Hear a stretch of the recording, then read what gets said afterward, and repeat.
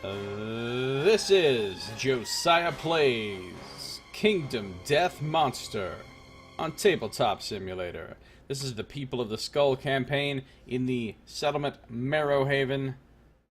My four main characters are here: Blood Skull, Bone Grinder, Bone Tree, and Ghost Skull, our fearless leader. And we are very powerful now because we have done many skull rituals where we have consumed the skulls that we worship and gained great power therefrom. But now, a dangerous adversary has arrived at our settlement, and we must face him and defeat him or die. He is known as the Butcher, and he looks like this. You see dead bodies that look like they've had skin peeled off of their faces. He's got, like, I don't know, some human skin in his hands or something. He looks very scary. There's weeping women in the background. There's a settlement burning behind him. The Butcher.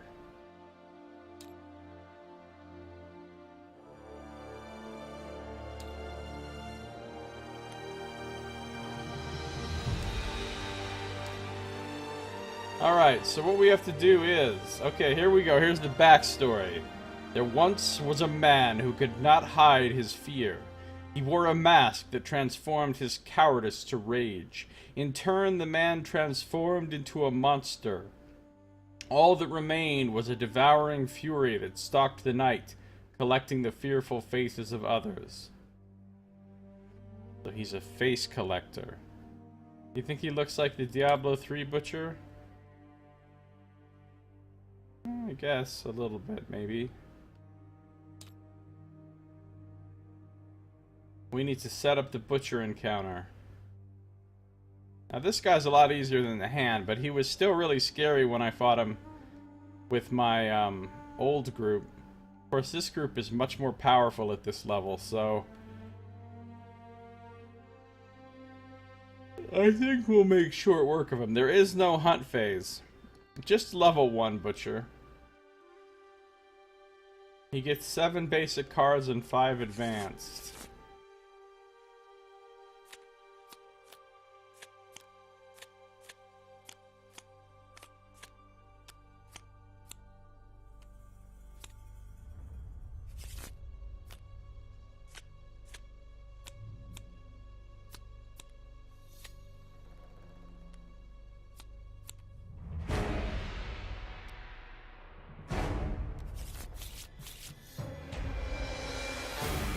He gets a bunch of special stuff. The first thing he gets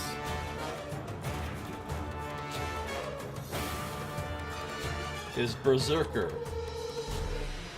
He draws an extra AI card every turn, so he gets to act twice every time it's his turn. He gets Fast Target. At the beginning of every monster turn, reshuffle his hit location deck. So that means... I don't know what that means, really. New fun chances for trap card. He gets Infectious Lunacy.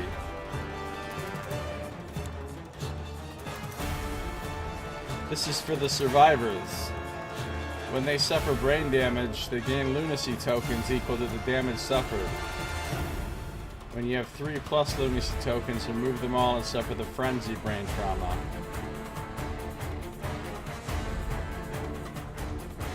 Everybody gets one of those little cards for themselves.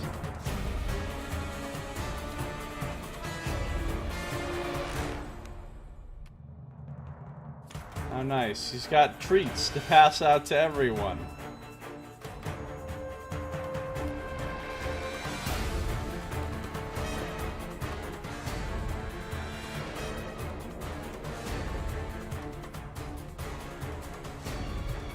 Then there's Dreaded Trophies.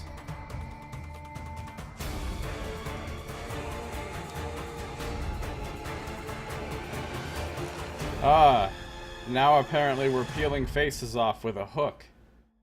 When a survivor dies, place their miniature on this card. The monster gains the following bonus. Okay, so the more people he kills, the more powerful he gets. Well, that's lovely. Ah, fresh meat!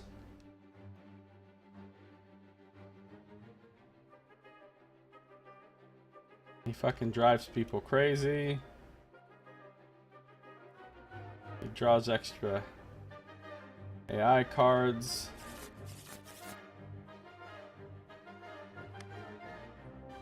He has a toughness of 9. I'm not so concerned about that. Shoot him through the grate with a bow. That would be good.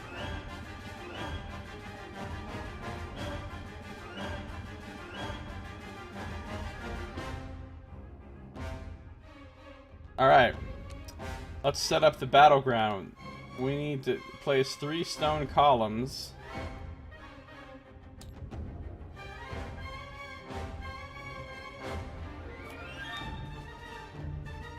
And a random terrain card.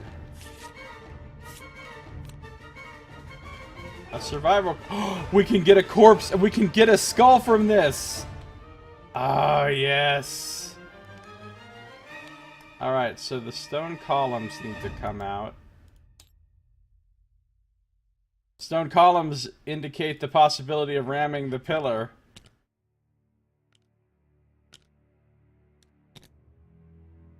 Skull opportunities have been amazing.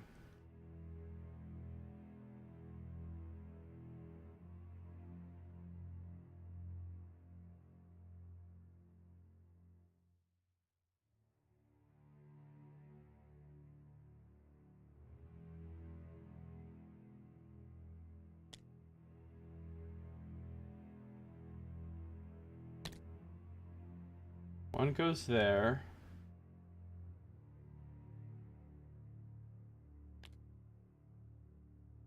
One goes there. Some pillar ramming could take place. And one goes over here.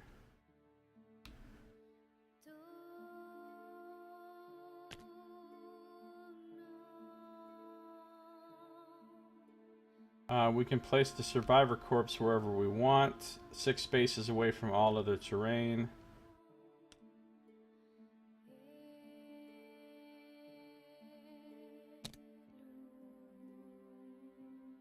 And we place ourselves along the bottom line in the blue zone, and we start, and we go first because it's a nemesis encounter. So let me look at my characters again and remind myself of what we're working with. Ghost Skull. Oh man, we have a lot of movement and evasion and stuff. Got 2 daggers to use. The blood paint. Orator of Death. Leader.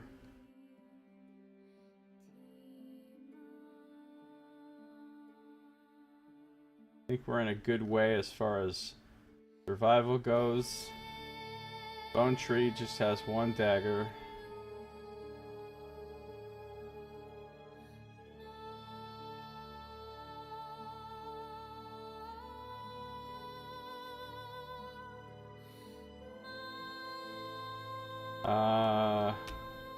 Bone Grinder has some shit smeared on him. Does that count as 1 kill for the butcher? Wait, does what count as 1 kill for the butcher? Oh, that survivor corpse?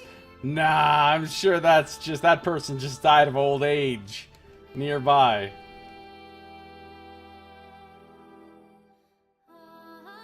Broken jaw for Bone Grinder.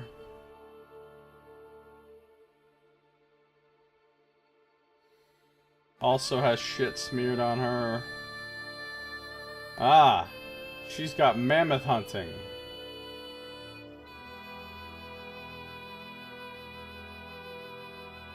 Also has Orator of Death.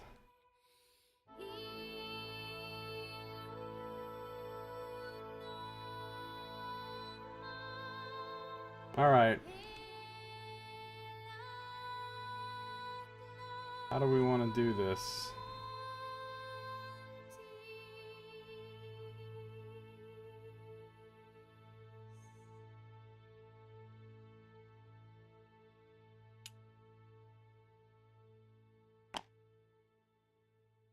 Well, I think...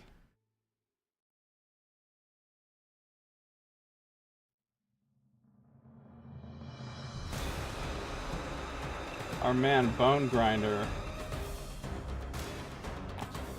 gonna start next to this survivor corpse. Our leader lines up right here.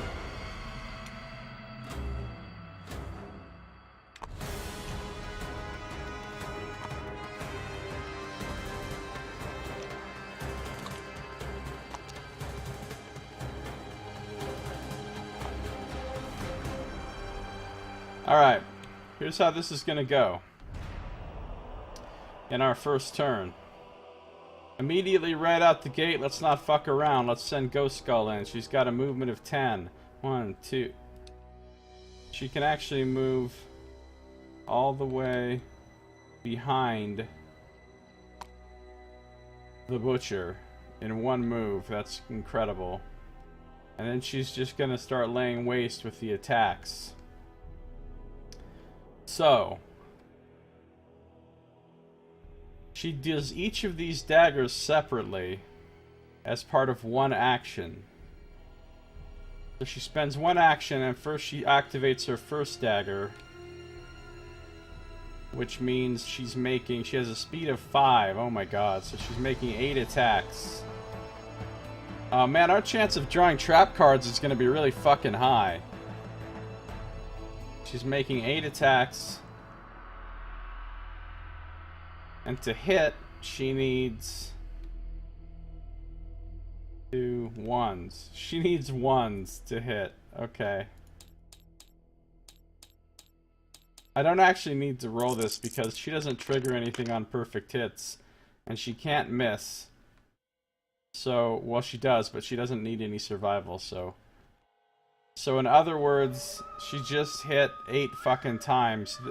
Dude, our chance of getting a trap card is actually really fucking high here. Hits in the cleaver, the furious shoulder, furious bellow, the butcher's mask, the furious gut, the furious breastplate, and the furious gauntlet. Well, the good news is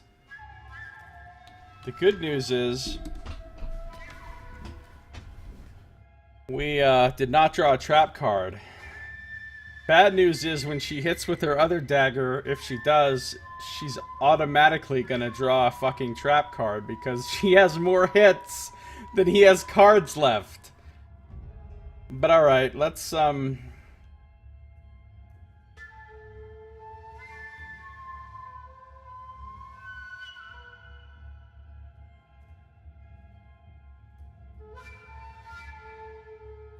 let's see what she does first. Attacking both cleavers, the attacker's heart is frozen with dread. Attacker gains +1 insanity. But those are impervious, so we'll discard those two with no rolls.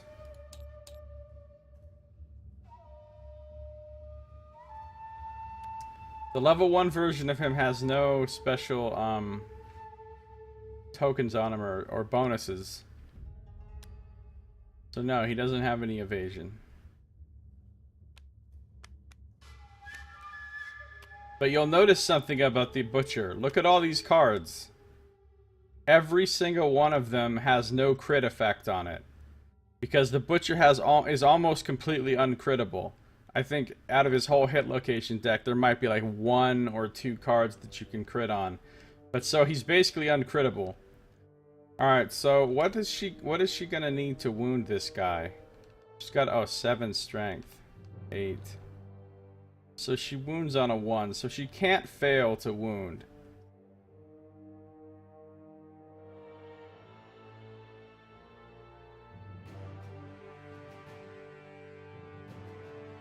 This can apparently blind you when you hit him. That's not cool. Let's see, the Furious Shoulder will do something bad.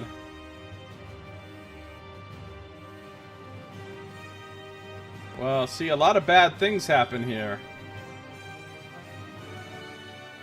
Alright, if I get him in the Furious Gut, it'll knock him down. So we're definitely going to take the Furious Gut first.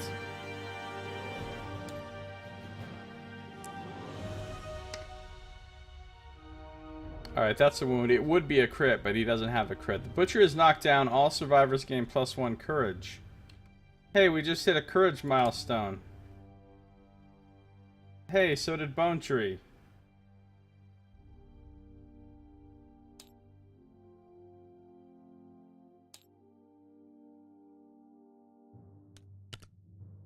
No, no, yes.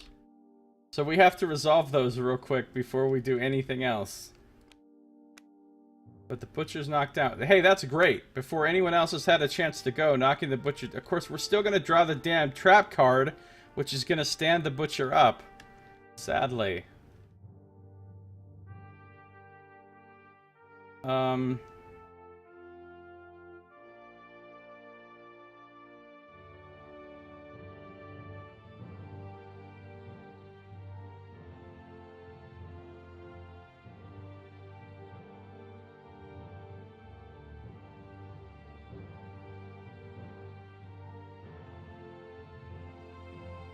Alright, so he's knocked down, which is cool. And he does take a wound. Alright, so let's talk about this boldness that's just come upon Ghost Skull in the middle of this fight.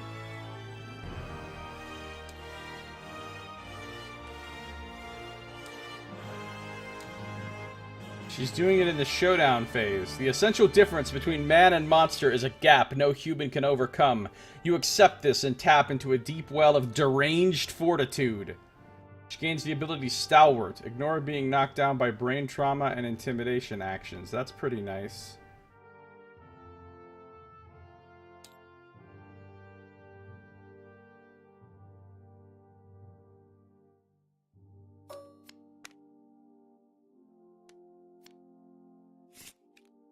He now has the Stalwart ability. And he gets to roll a d10. A 1. +1 strength token. That's kind of shit. Could have gotten something cool.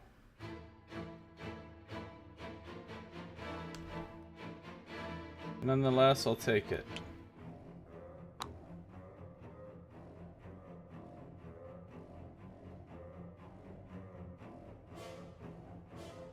Alright, that's one wound dealt.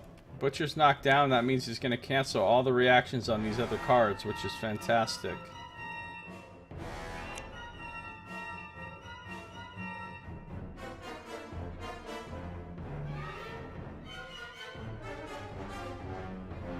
Let's hit him in the Furious Gauntlet.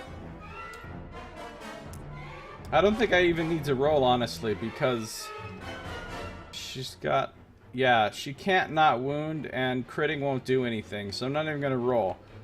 This hits, and it wounds.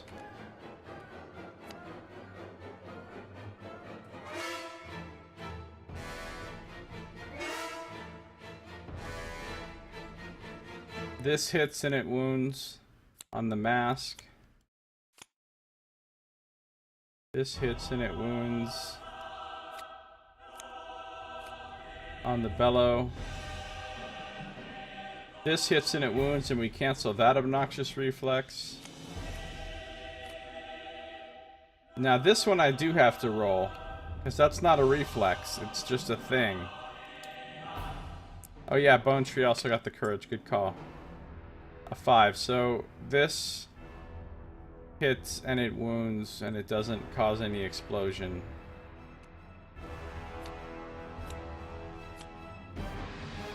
So she already ran up and did 6 wounds already. Well, she gets a thing for her dagger. She's the last to wound. He gets his age milestone. Well, since he got his in the same phase, he's also going to get Stalwart.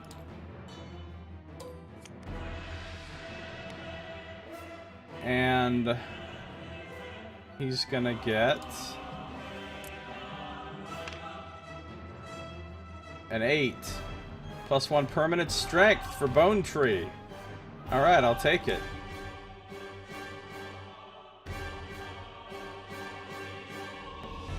Bone Tree grows stronger.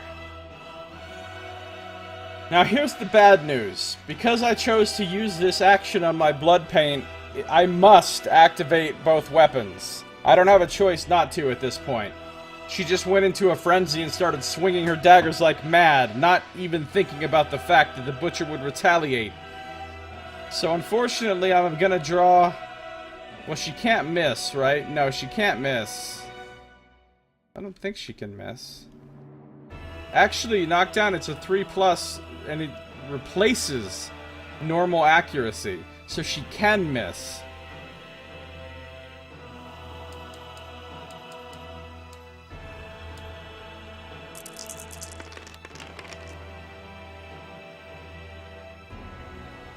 She actually only hit 5 times. So there's a slight chance. There's a slight chance that she doesn't draw a trap card here. Oh, there it is. There's the trap. Overpower. He instantly stands up. He explodes in a burst of ferocity. Everybody around him gain a bleeding token and suffer knockback 5. Okay. Bleeding token. Knockback 5. And then he performs and then he performs a basic action against the attacker, which is to move and attack target, and his movement speed is 5. So he turns to face. He goes 1, 2, 3, 4, 5. Gets far away from all of us. Got a speed of 2, accuracy of 4+, but she's got some sick evasion, I think. Evasion 6. So he has to roll 10s. Fuck you, Butcher. He has to roll 10s. He rolls no 10s. He misses. Butcher sucks. Our characters are so overpowered, it's a little bit stupid. It's a little bit stupid.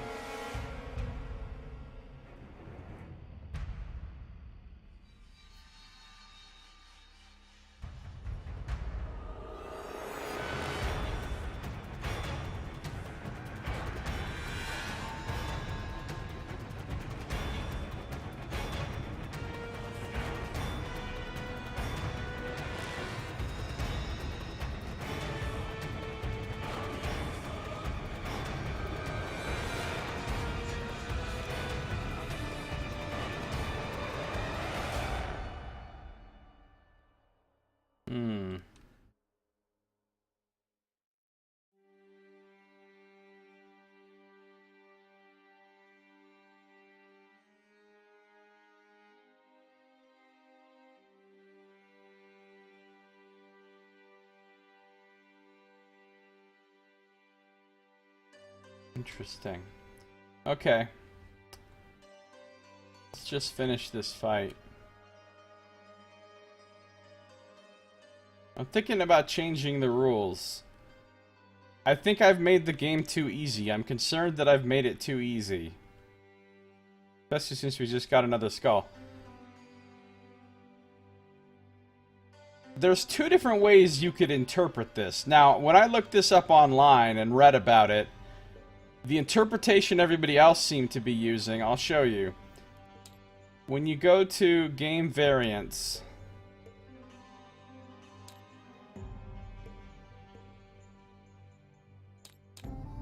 People of the Skull. Survivors can only place weapons and armor with the bone keyword in their gear grid. Now, the way everybody else seems to be interpreting that is they can only place weapons and armor with the bone keyword, but they can place any other sort of gear in their grid that's not a weapon and armor. And that's the way I've been doing it. Another way you could potentially interpret it, though, is that they can only place weapons and armor with the bone keyword, and not any other type of gear. Literally every single thing.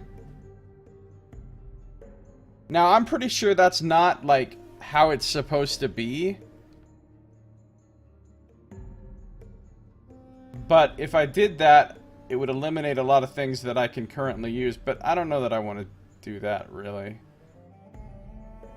If I want to make it harder, maybe I just have to fight higher level guys, but I have a feeling this is going to turn out to be really easy.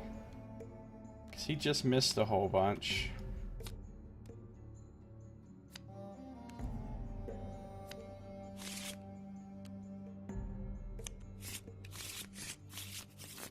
Alright, well... honestly, she's not even done. I mean, she can still surge. She could surge and attack... oh my god, I didn't even think about this. You know how I was saying she gets 16 attacks per round? That's with one action. She could surge and get 32 attacks per round. I mean, there's no way to avoid drawing the trap card like multiple times, but... maybe I won't even surge. Maybe it will just... chill.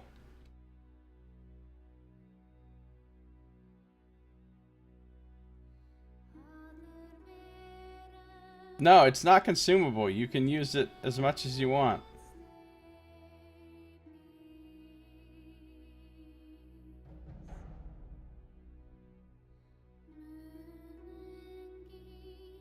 It's a ridiculously good item.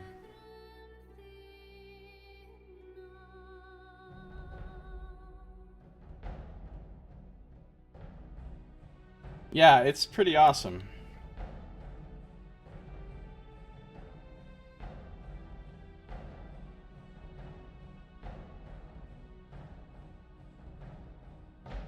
Alright, here's the deal. Bone Grinder is gonna use this fucking Survivor Corpse. He gets a 2, but he's gonna spend almost all of his survival to make it a 6. Gain 3 insanity. And a skull.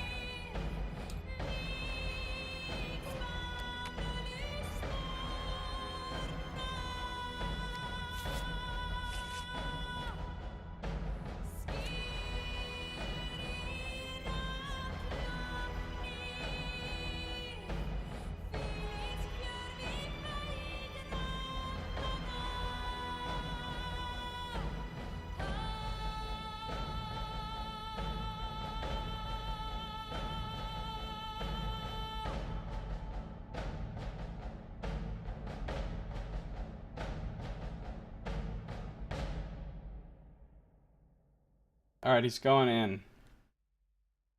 So we can archive this terrain.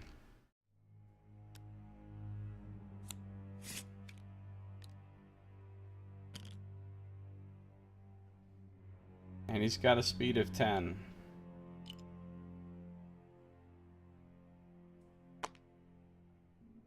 He's not gonna dash or surge or anything. He's just gonna move up.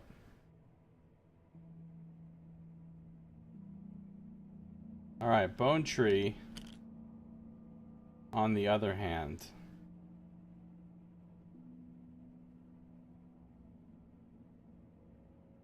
is going for it.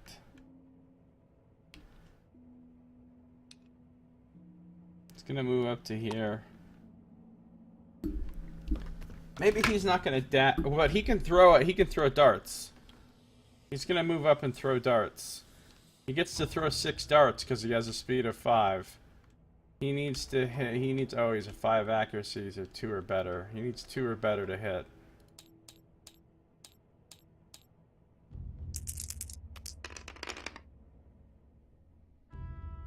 All hits. 6 hits. In before trap card. There's the trap card.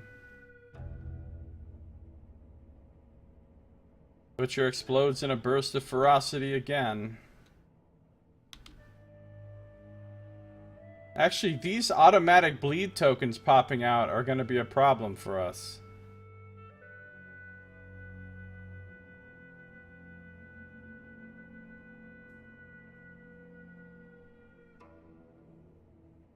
Bleed token and knockback 5. So Ghost Skull already getting all bloody. Yeah, she is in the zone of malice. Look, she's right there. The zone of malice. What's up, Saito? How you doing? Knockback. Knockback 5. She can only go that far. Now basic action targeting the attacker, which is Bone Tree. Turns around, he charges over. He starts swinging some cleavers at a motherfucker.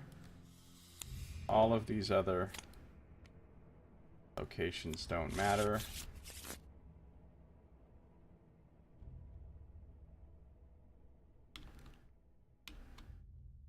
Alright, his basic action is 2 attacks, accuracy 4, but Bone Tree has an evasion of 7, so he needs to roll 10s to hit. That's cute, Mr. Butcher. No, too many dice. These don't count.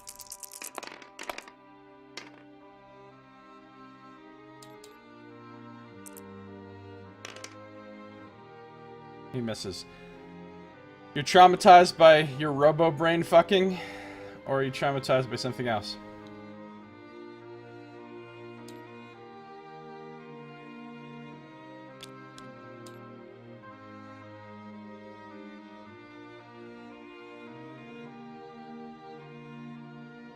So he misses. Man, I've been trying to fight the hand, level 2 version of the hand on my other characters, and I've been getting my ass kicked over and over. I've tried like 4 times.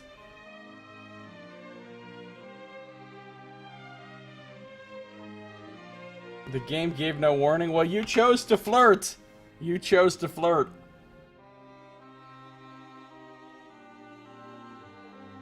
Robo-brains don't fuck around.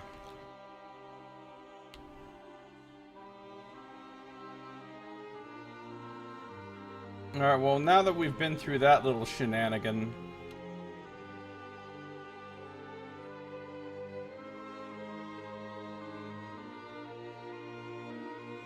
Bone Tree's gonna hang tough. Finally, there is Blood Skull. There's no point in using her daggers if she's just gonna be triggering trap cards. So she's gonna move up to here and just throw darts.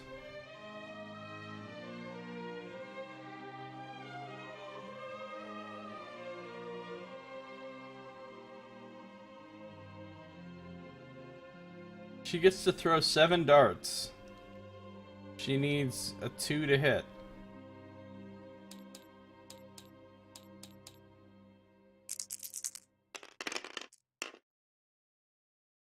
Well, that's a lot of hits.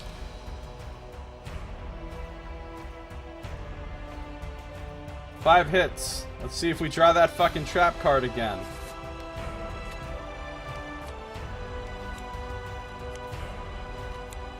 Alright, yay, no trap card. Okay. She's gonna hit in the... That's not good. That's not good. That's not good. These are all extremely bad. Well, she'll hit the cleaver. It's impervious, she does no wounds, but her heart is frozen with dread and she gains 1 insanity. These have some terrible reflexes on them. And she doesn't have any way to deny him reflexes, so he's about to do all this bad shit. Let's at least hit the Furious Fan Braces first. Any more incidents of cannibalism? Well, I did just take a skull off of a dead survivor that we found laying on this battlefield, and I'm going to take it back to the settlement and eat it. Alright, what's her chance to wound here? The darts have a 3. She has a strength of 6, that's 9. Okay, so she can't not wound. And she's not going to be able to crit, so there's no sense in rolling. All we know is this happens. She wounds. Now, which one of these is going to screw me the most? 3 plus courage. Does she? She does. Okay, we'll do this one next then, because it's not going to affect me. The Butcher unleashes a deep guttural roar. However, Blood Skull is too courageous for that shit. So it doesn't do anything. And that's another wound dealt.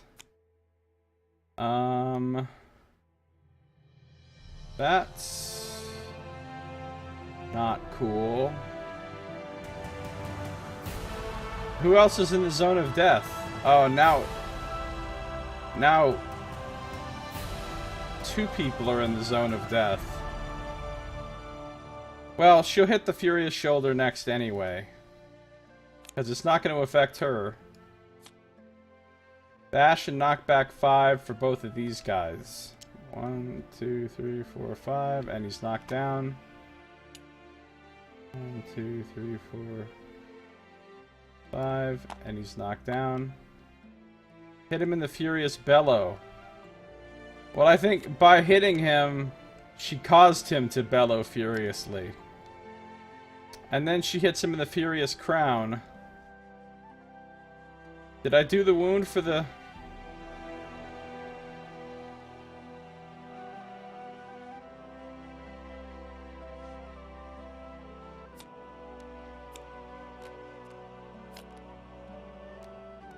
That's 3. May soon be new skulls for eating. Yeah, exactly. Okay. Now the butcher lashes out wildly, clearing a path for itself. All survivors adjacent to the butcher suffer bash. Nobody's adjacent anymore. And now he full moves towards the furthest survivor, which would obviously be here. He goes 1, 2, 3, 4, 5. And he does collision with her as he goes through, so he knocks her down. And that's the end of her turn. So that's the end of everybody's turn. So finally the butcher gets to go. Well, I think we're doing fairly well, considering on our very first turn we've already done 10 wounds to him. Out of the 13 wounds we need to do to kill him. So yeah, our characters are over fucking powered at this point. This People of the Skull thing, if you get lucky and get a lot of skulls, it pretty much makes your characters gods. But let's see what happens. Now that it's the butcher's turn, he gets to draw 2. Well, first of all, at the beginning of his turn, you reshuffle his hit location deck. Yeah, like if you zoom in, these are all faces. The ground is covered in stone faces everywhere. I mean, this doesn't look as good as the actual board does, you know, because it's just like a scan or whatever, but it's pretty cool.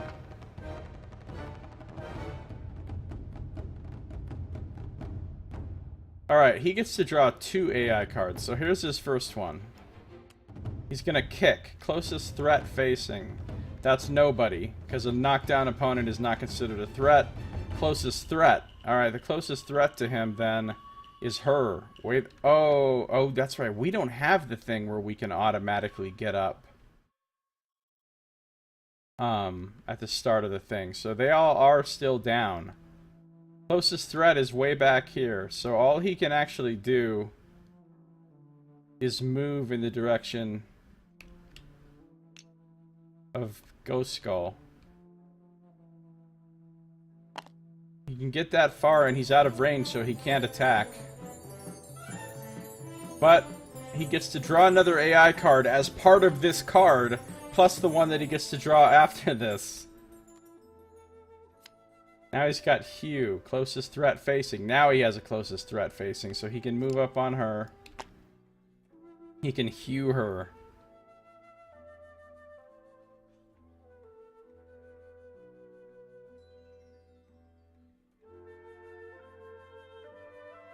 Well, if you got it off Kickstarter originally, you could get it for like $200, I think. But now I think you can't get it cheaper than like $400. This is ridiculous. What if that draw AI card was the only card in his deck? Then he'd have to keep drawing it. Forever. Forever!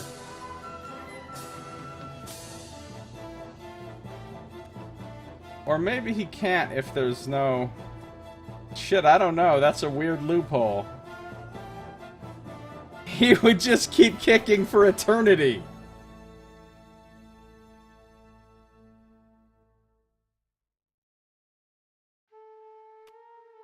Anyway, he's hewing her. Only has a speed of 1. God, he's so easy compared to the hand. The level 2 hand is just wrecking me in the other game, and this guy is a joke to us. A fucking joke to us. Alright, he's gonna do his speed 1. Accuracy 3, but she's got an evasion of 6, so good luck with rolling that 9 or higher, buddy. Ha, 8. Not good enough. So now we have to reshuffle his AI deck. Now he gets to draw his second AI card, which is Hugh again, which is going to be against her again. And is not going to do shit. Alright, and now we're going to obliterate him, because his turn is over. Wow, that was super easy. Super easy.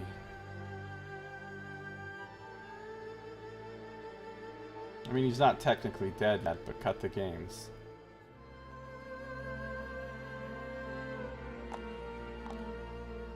We all get up now because his turn just ended.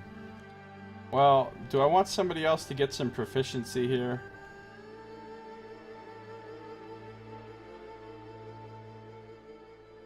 I guess Bone Grinder because he's already got one in Dagger. So let's just go in on him on his blind spot. I need accuracy 5, accuracy 6. I need 1s to hit. And I get 8 attacks. I'm probably going to draw a trap card, though. All I'm doing is seeing if I get perfect hits to gauge some survival, so...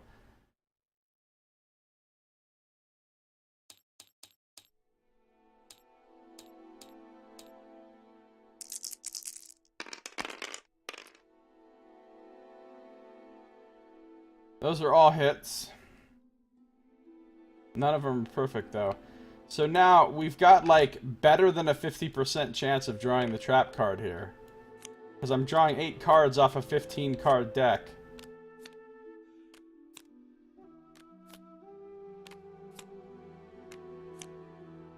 Okay, I didn't draw it. The fight's over.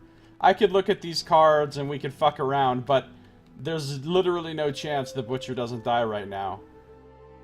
He only needs 3 wounds to kill, and Bone Grinder's doing 7 strength. Well, okay, there's technically a chance that he doesn't die right now.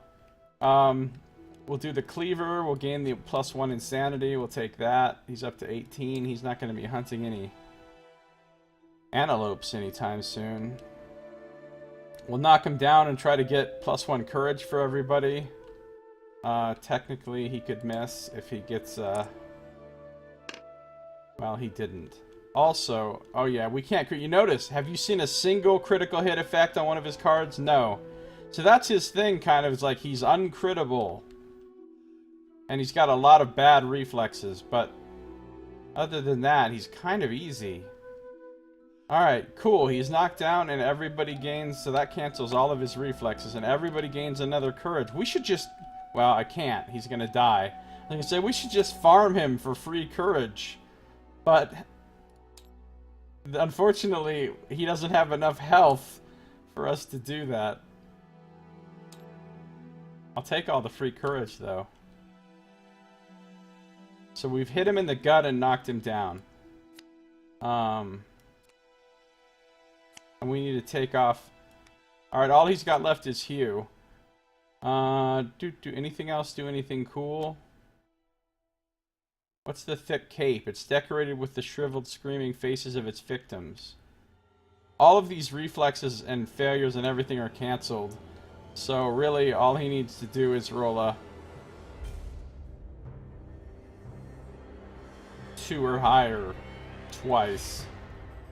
Doesn't even matter what location he attacks now. Ha! Okay. He did one, and that other one missed.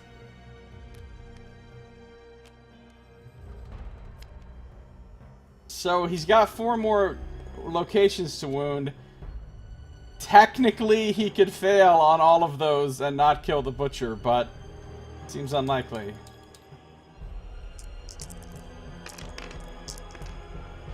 No, he killed him. That was the easiest fucking boss fight. I mean, I think it's because our characters are way overpowered. Is there any way to become less crazy? Yeah. Being attacked mentally. There's other things that lower your... Sometimes you lose all insanity on certain events, or you lose a certain amount of insanity, or anytime you take brain trauma damage, it lowers your insanity. Which is a little bit weird, but that's how it works. Well, that was quick and easy. The butcher's dead. And Bone Grinder does get a proficiency for his dagger. Alright, what happens now? Victory! Hunt XP and weapon proficiency. Okay, so she gets one of these, but she doesn't get one of these. He gets one of these, and one of these. He gets one of these, but he doesn't get one of these. You become less crazy by suffering brain damage. Well, you're technically not suffering the brain damage, because you're taking off your insanity instead. It's something that would do brain damage to you, but instead it makes you more sane. Because, you know, it makes sense.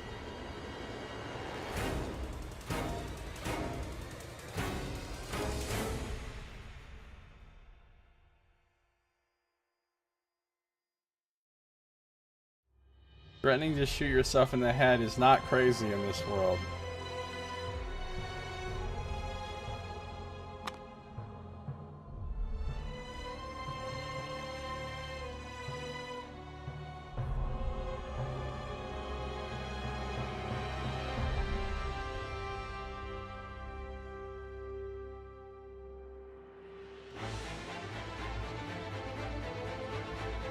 Alright, rewards. Roll a d10 and add the butcher's level to the result.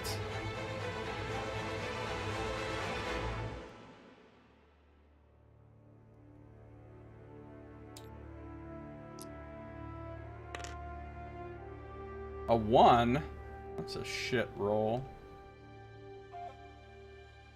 The butcher vanishes in a flash of blinding light.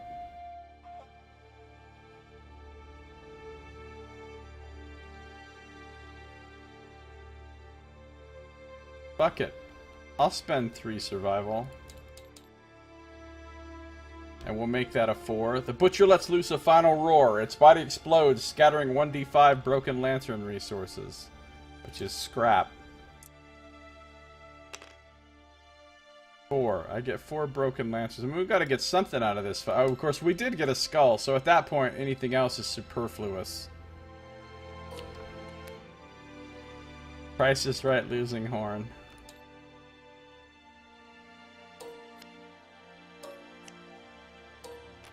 That's good, because there were some things we wanted to make that, required scrap.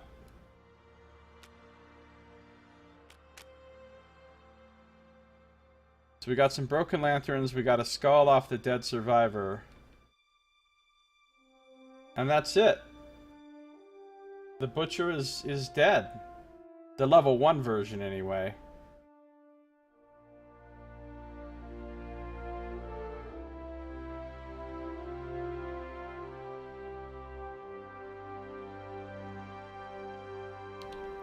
Price is right, losing horn.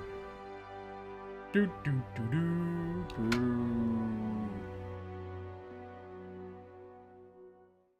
So now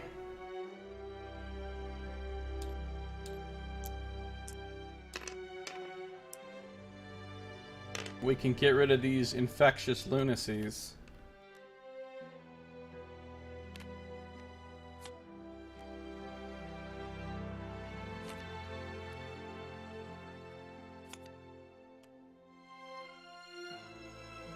Put those back on the special stack. Berserker. Fast target.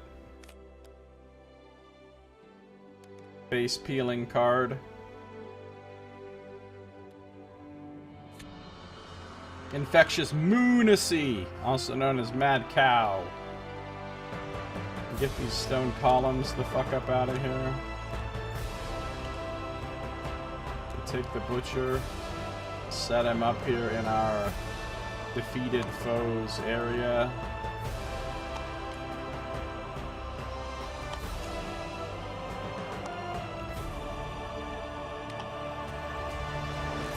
Mad Cow Frenzy.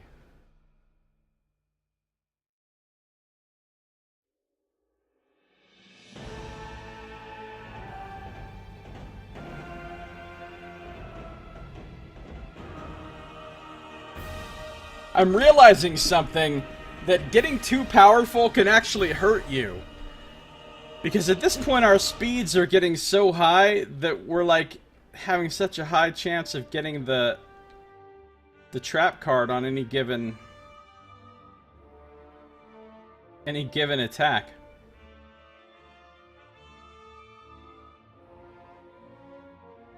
Also, now that our insanity is that high on a couple of characters, we really can't hunt any more antelopes until we lose some insanity or replace a couple. Of course, we're so powerful, we don't really need to bring all the A-team on weak hunts like an antelope or something, so we could just let them hang back at the thing. But I need to heal and reset.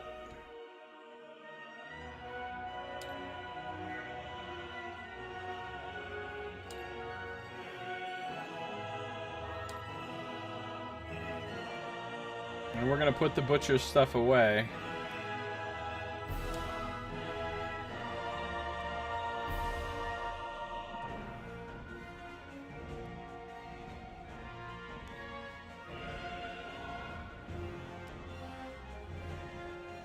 Wait, I don't think I separated out his AI deck.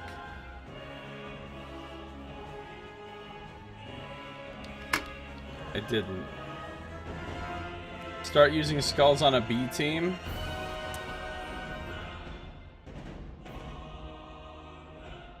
That's a possibility. But I really do want to load up our skulls so high that, like, we have... I guess we're almost at that point, basically.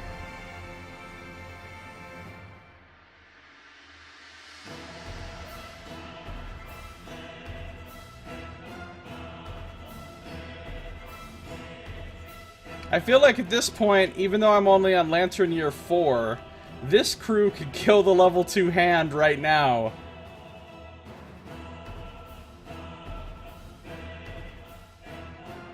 Maybe not. Skulls are for winners, Nox. That's a good point, Saito.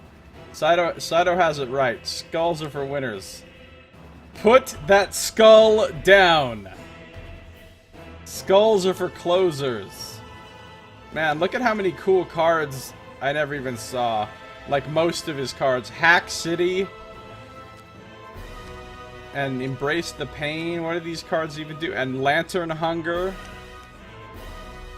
And Gaze of Truth. He died too fast to use any of his shit. Double Hack. Backhand.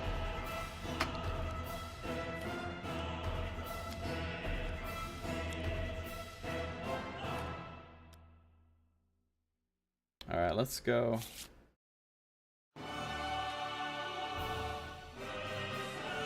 Wait, this is his advanced AI deck?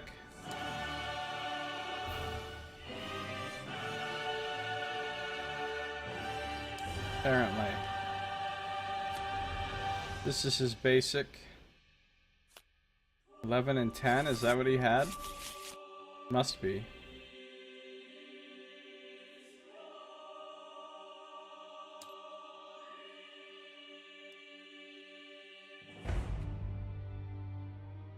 And he doesn't have any other decks associated with him.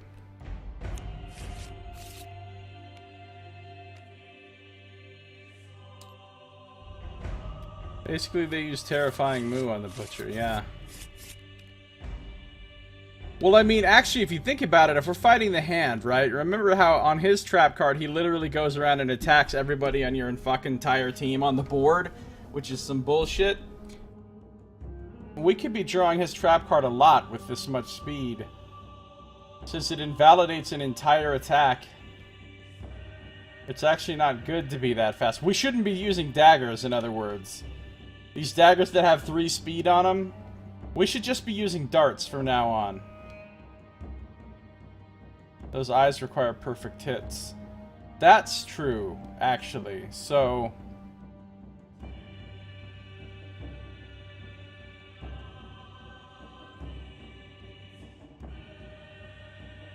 that is true. The eyes do require perfect hits. Unfortunately, we didn't get any resources like bones or...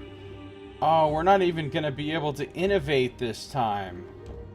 I should have saved some shit.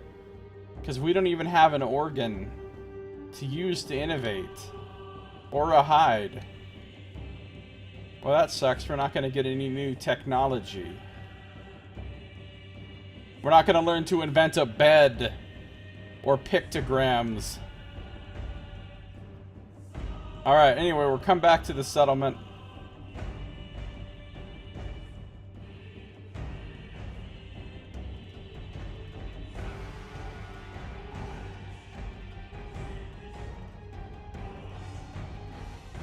I thought that might be a little harder than that, but I was wrong. Survivors return, we gain some endeavors. Now, we also have some terrible ass settlement principles. So we don't get shit for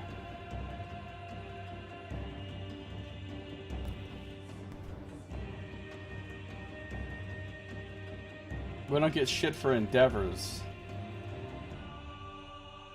So we only get 4. Well, at least we're not going to be using one. We're not going to be using one innovating this time because we can't. Alright, we come back. Now we have to deal with this horrible fucking event. The Gorm climate. Settlement is tormented by relentless foul weather again. And it will be back next year. Again.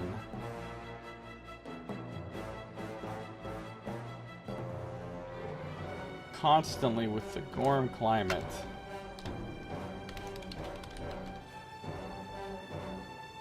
We definitely have to start hunting the Gorm. I'm feeling really confident in this group. I think I'm going to go straight for a level 2 Gorm. Instead of going for a level 1. Just in a chance that things might be a little more challenging. Alright, let's see what we get on the fucking Gorm climate bullshit roll. Bone Tree will be the one who faces the climate. With a 3. We do not want a 3. A 3 is bad. We do have Hovel. Let's make it a 4. The survivors huddle inside as razor winds and sickening lightning pummel the settlement. +2 to endeavor results in home innovations. This Lanterneer I don't have. Well, no, a 3 would destroy us. The level 3 creatures are legendary, and they're like way hard.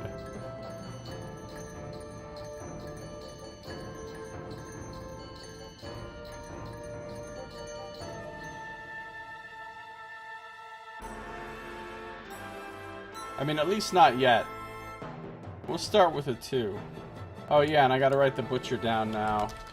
Now that we fought the Butcher at level 1, next time we have to fight the Butcher, we'll have to fight him at level 2. And then at level 3 if we ever have to fight him again. These are some kind of legendary survivors. It's true. Alright. So, Bone Tree spends a survival in order to fix the Gorm climate. Now we have to draw our actual event for the year. Murder! Oh, I wanted to avoid this one. That's why I did the thing the last time.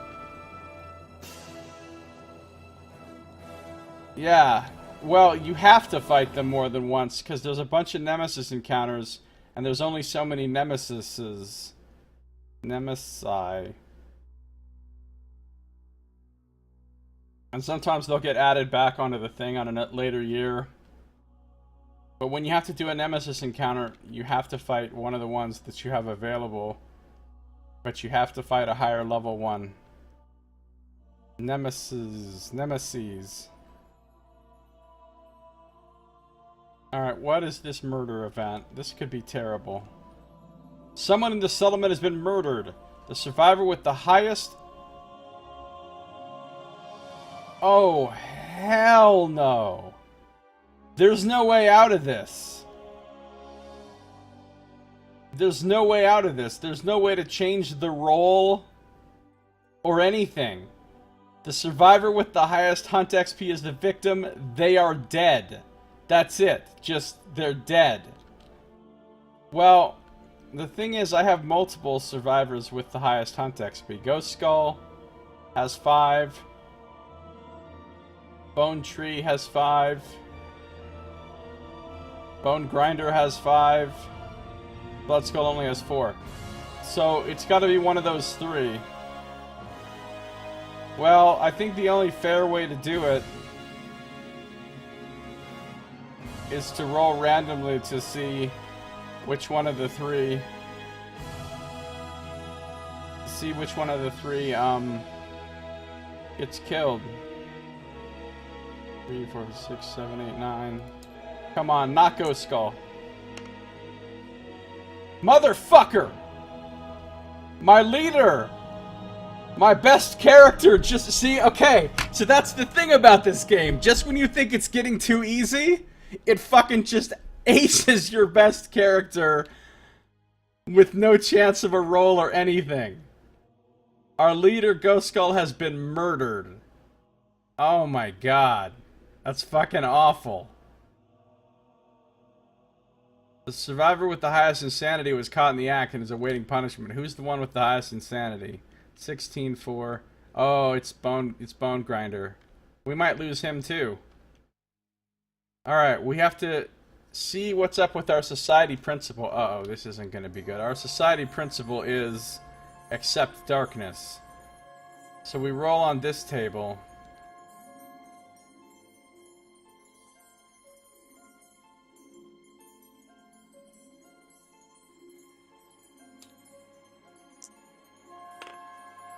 A 9. Alright, let's see. Murder is slaughtered, their blood is painted onto the bodies of the survivors, empowering them. Departing survivors this lantern year get 2+2 survival and 1 to each hit location. The murderer becomes the undisputed boss of the settlement and gains +3 hunt XP. Each player selects 1 fighting art and 1 disorder. The murderer must take all of them, replacing any existing fighting arts or disorders they have. Holy shit.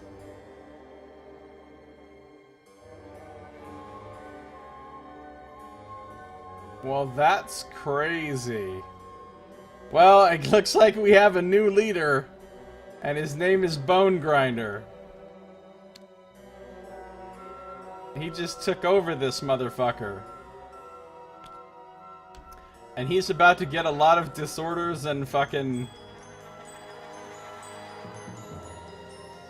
He gains +3 hunt XP. Look, he just leveled up from that too. He leveled up from killing... Oh my god. Also, because the survivor just died, because we can cannibalize, we get a basic resource. Watch it be another skull. It's not a skull, it's a monster bone, but still. We take a bone from... Alright, we gotta draw 4 fighting arts and 4 disorders, I guess.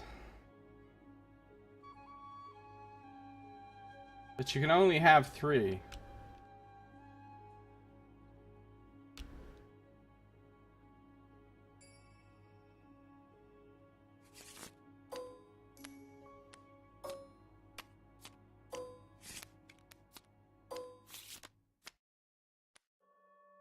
Wait, how did we get the same ones more than once?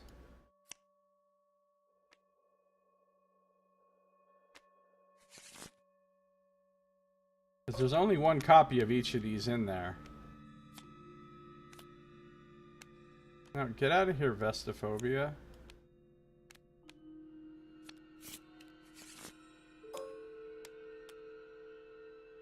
So he has to take... I guess he has to take 3 of these. It says he has to take all of them, but the rules clearly state that you can only have 3 disorders and 3 fighting. Of course, it does also say that cards override the general rules in the book, so I guess he has to take all of them.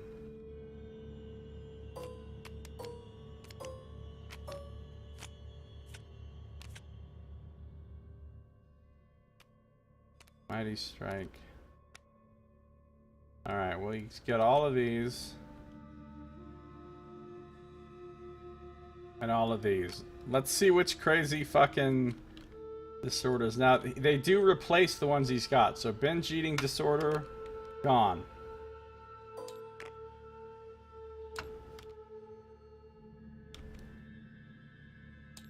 Now he has Ghostly Beauty. You cannot experience fear if you do not exist. Double all insanity you gain. Double all survival you spend. Ugh. It's kind of terrible. Bestophobia. I'll have to choose a location for that. Or roll a location. On the head. You cannot wear head armor.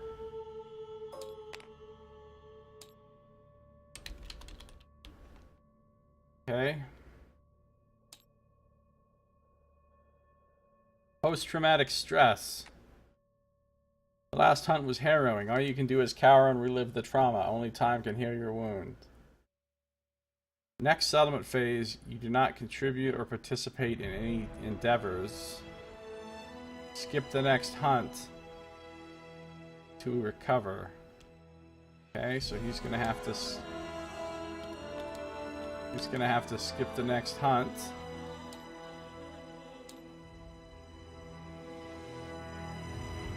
And weak spot. When you gain this disorder, roll a random hit location and record it. You cannot depart unless you have armor at this hit location. Oh boy. Watch it be head. It's body. Oh fuck! Dude, that's really bad. Do you know why that's so bad? Oh, it's not bad. We can put the never mind, it's okay. We can put the lion skin cloak on him.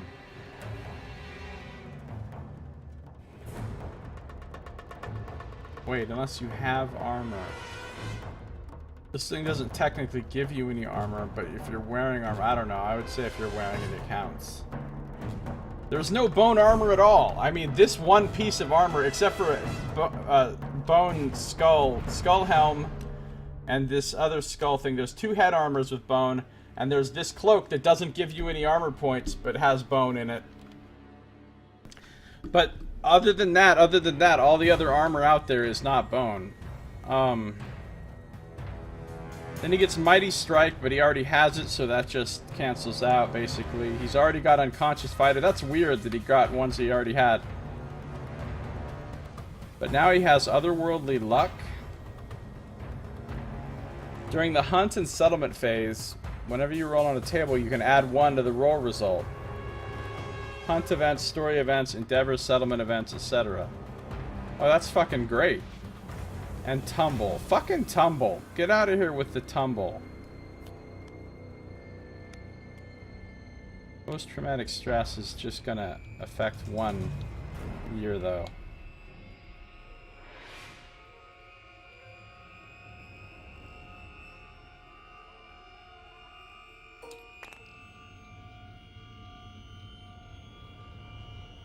I really don't need this on the character sheet, because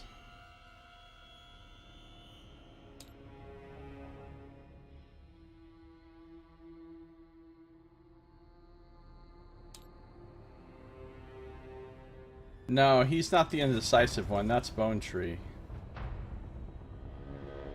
And Ghost Skull was my best, too. Well, so much for her.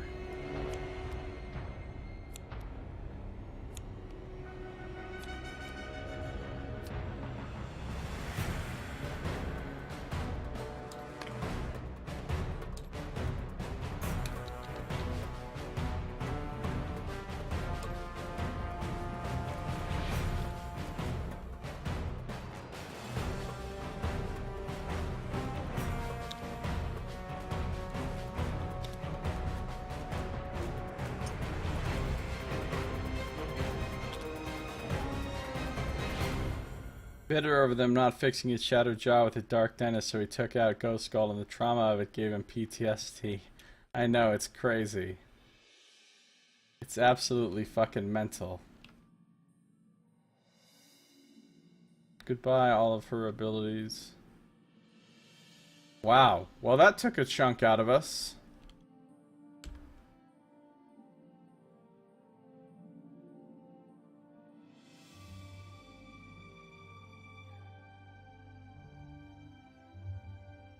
Wait.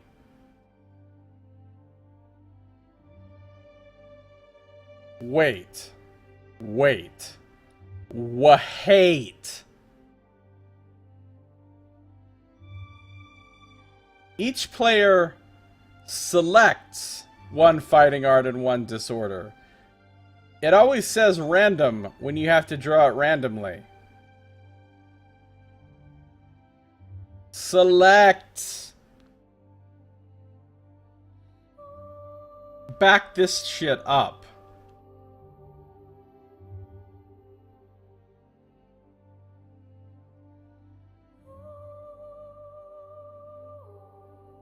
Because if select, that means we get to pick which ones we want, which would be super awesome.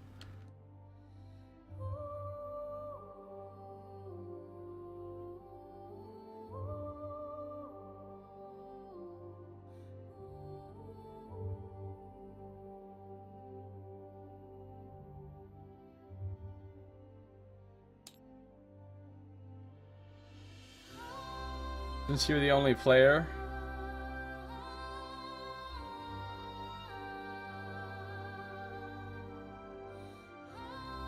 Well, but functionally there's 4 players. I'm just pretending to be all of them. Of course, I guess...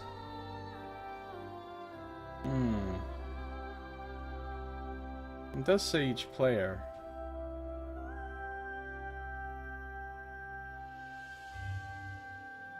Alright, Saito, see you when you get back. Each player selects one fighting heart and one disorder.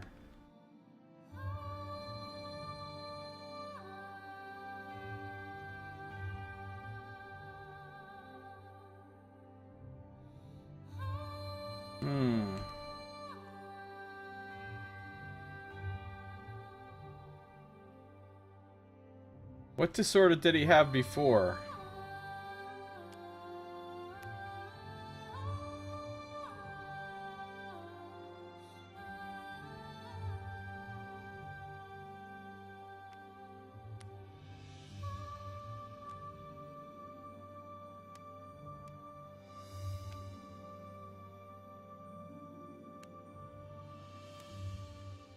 He had binge eating. Yeah. Alright. We're getting rid of all those.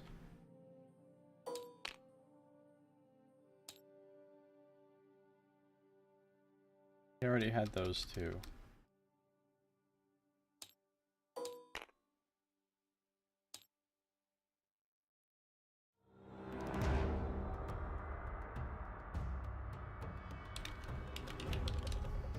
We're bringing back binge eating.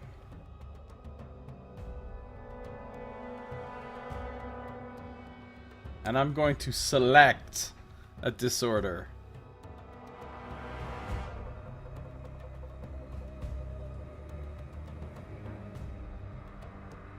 I'll probably take either...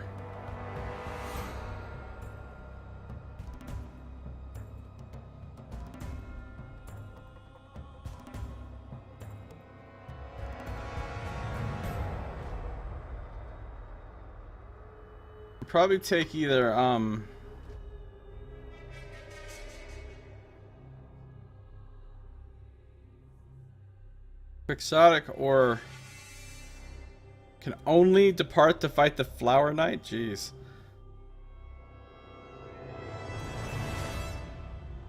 I'll either take Quixotic probably, because that's actually pretty useful, or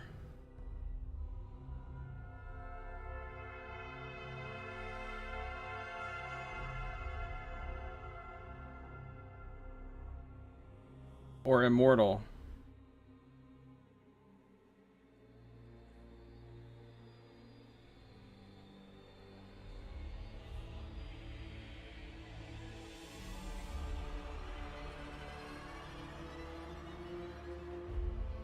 Immortal can be pretty useful.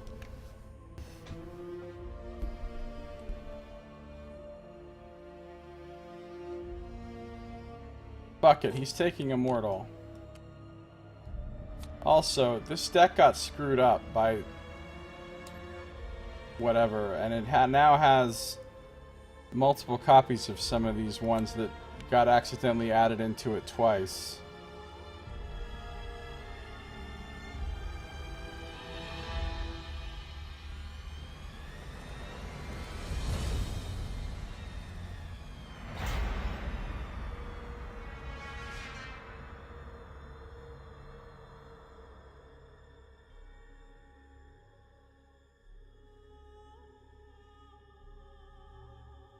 What was that other one that got added into it twice?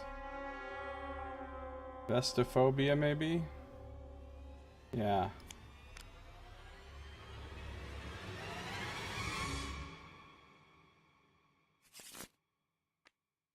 So now he thinks he's immortal. He can no longer spend in survival, but...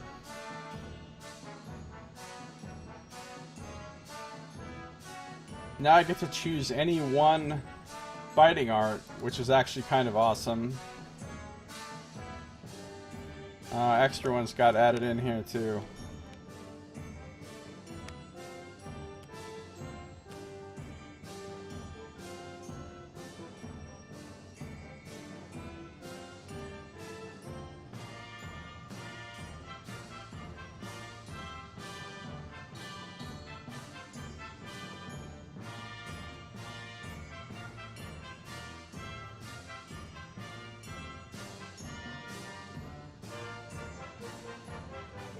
I wonder if he should get Berserker. That goes well with Immortal.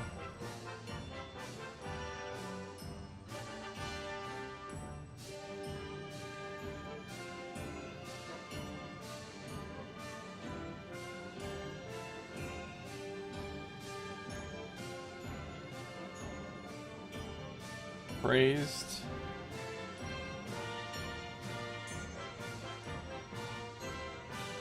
Give yourself a seizure.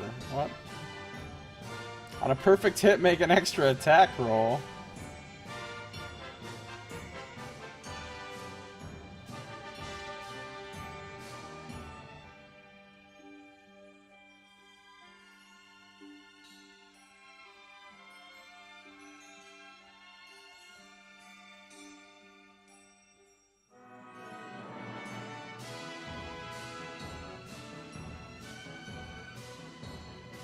Timeless Eye is fucking nice.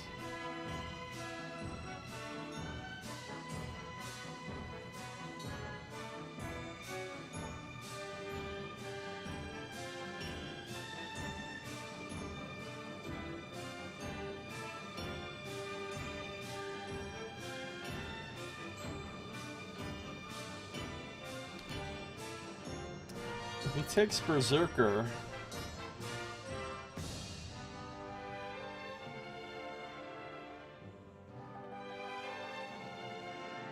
now let's just take Crazed.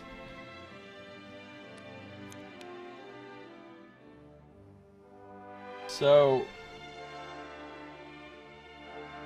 perfect hit, he gains insanity. As long as he has insanity, he takes that instead of damage.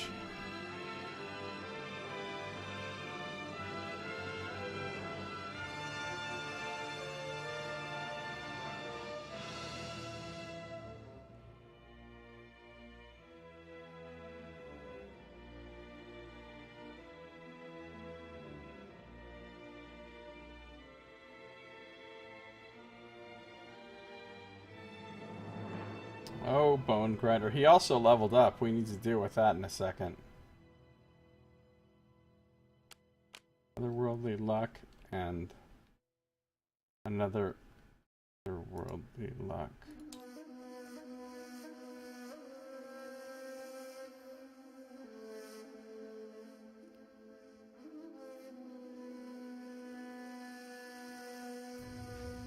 Alright. So, that just happened.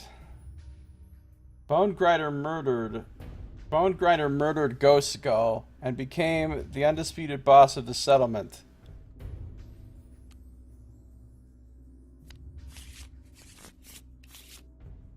It's terrible that we're... Well, guess who's gonna join the team now? Bonebreaker, the strong baby.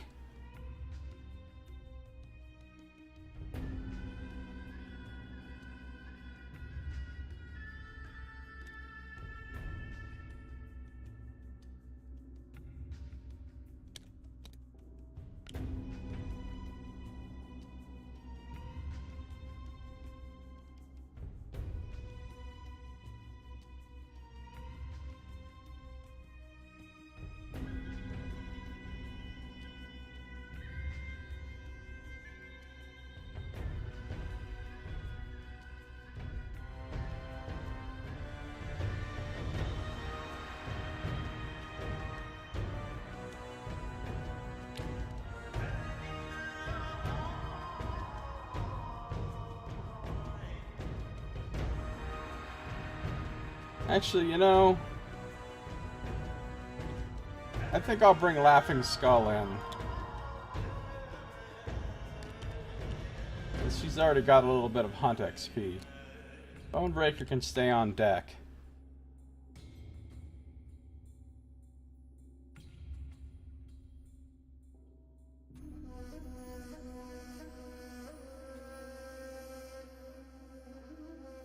She's got a nice chunk of insanity as well.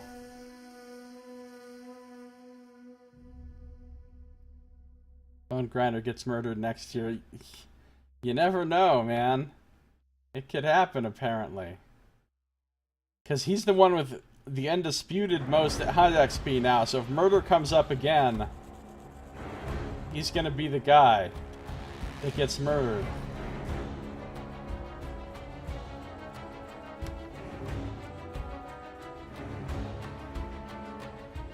Alright, well that horrible thing happened. Let's do his level up real quick. His second age milestone.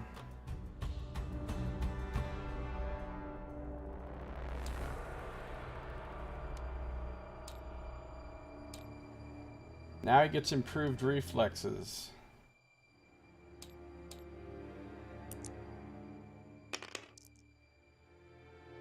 $11.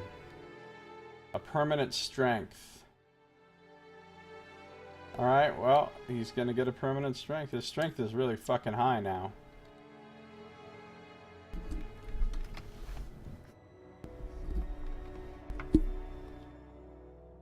I think Bone Grinder needs to get a new weapon.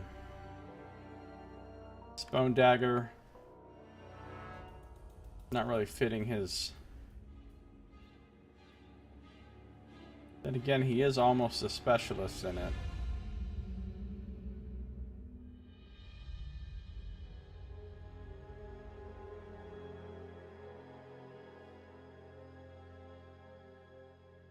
Alright. Bone Grinder is the leader. Let's give him some stuff. Let's give him the skull helm. Let's give him the lion headdress. Indicate that he is in charge.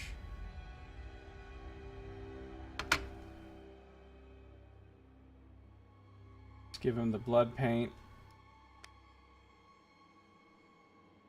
Got a Acanthus, monster grease, fecal salve.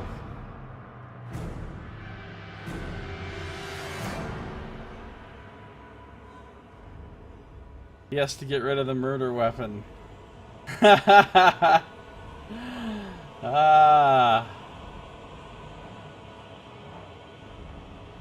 Unfortunately, as much as I would like to make a fucking axe, I can't make an axe. What do I need for weapon crafter? 3 bone and a hide, not even close. I need an organ to make an axe, and I don't have one. So, like...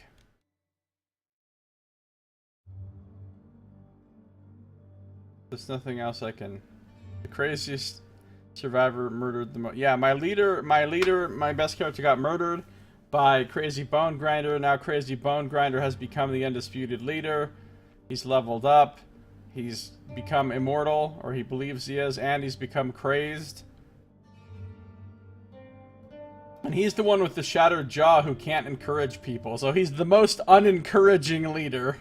I guess he doesn't need to encourage. After murdering the previous leader, he's just basically like, I'm the leader now, if you don't do what I say, I'll murder you.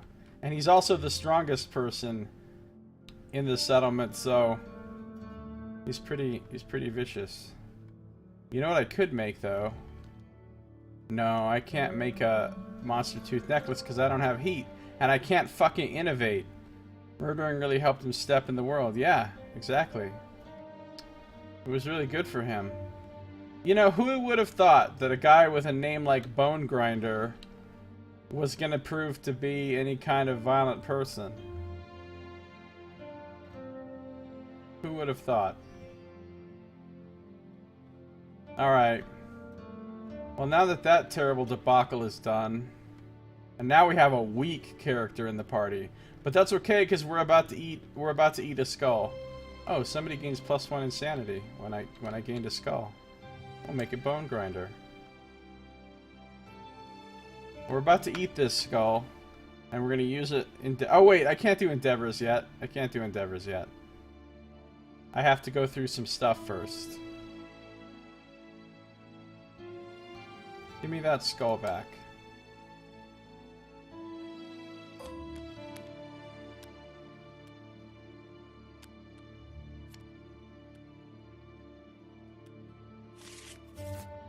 Alright.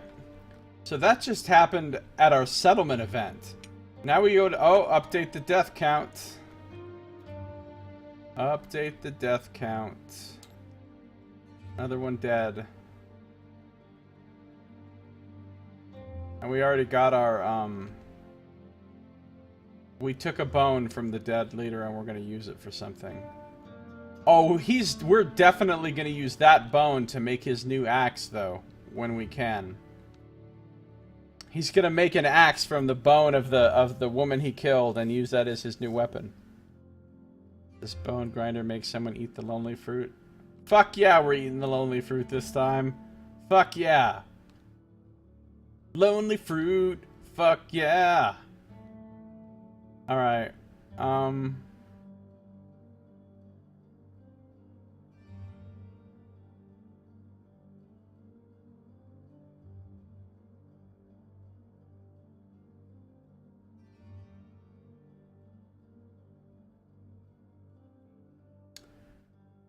The next thing that happens is we update the timeline. So let's see what events we have this year. Hands of Heat, A Crone's Tail, and Gorm Climate. We already dealt with Gorm Climate, so let's do Hands of Heat.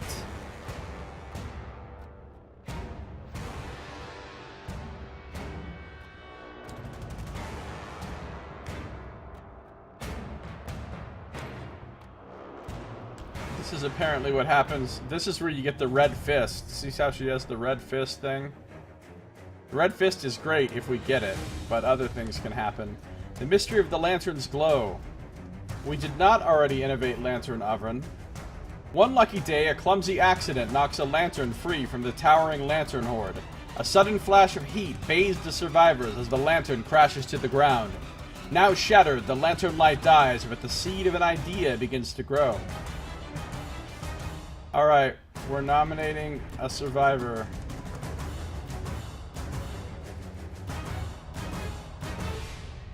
Oh, this could be bad.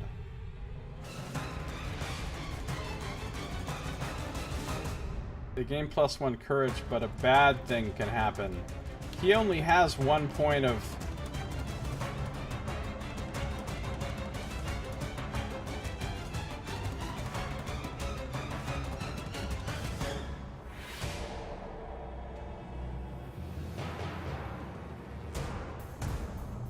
If I roll a 1 or a 2, we fucking lose him. If I have him do it. And of course he's gonna do it.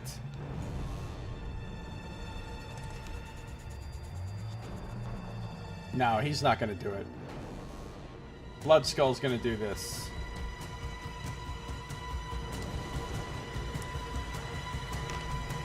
A 2! Oh, I'm glad I picked Blood Skull. Alright, she gets +1 courage. And I'm gonna use survival to make that 2 a 4.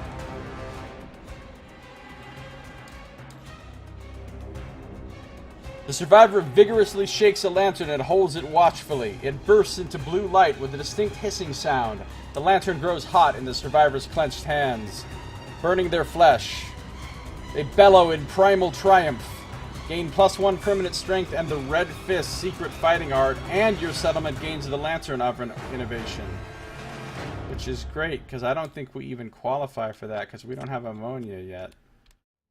Lantern Oven. We now have heat, so we can make a monster tooth necklace. Sweet. And and we get more survival on Depart. That's fantastic. By agitating lanterns, the source of heat becomes available to the settlement. That's our first science. Lantern Oven consequences.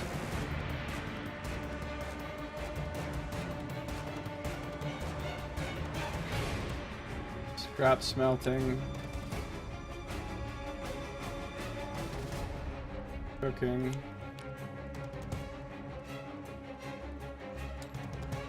Let's go into the... What's up, Son of Lear? How you doing?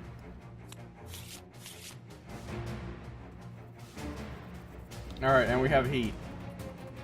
Okay, so if that happens, she gains a +1 strength. And Red Fist. Red Fist is great. My leader in my other game has Red Fist. In Red Fist, at the start of each showdown, each survivor gains +1 strength token. You don't think you ever expected to hear the phrase Lantern Oven consequences?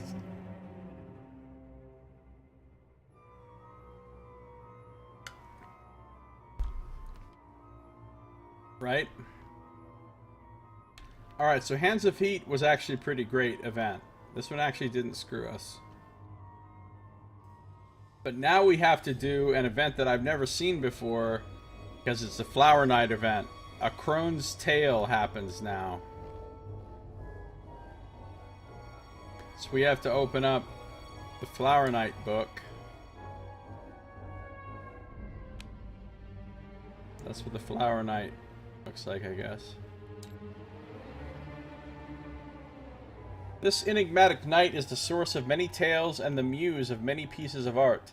Its ethereal beauty is hard to capture, and its swordplay is unmatchable. The Flower Knight expansion provides a new challenge for daring survivors. The monster rewards luck and punishes survivors who try to gang up on it. Its rewards explore the themes of addiction and short-term gain coupled with long-term losses. That sounds horrible.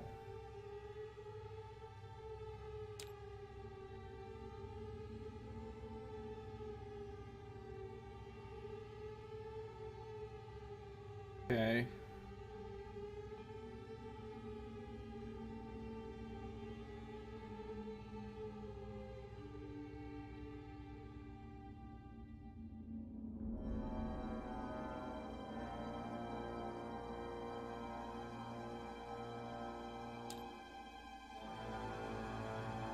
Bunch of fancy shit. Alright, here we go. We got a new story. You played this a couple times, never got that far into it, but it's a cool and interesting game. Yeah, I think it's a pretty cool and interesting game too. I like it. It can be so brutal. A Crone's Tale. One day, the survivors gathered around an old crone that had decided to share a secret.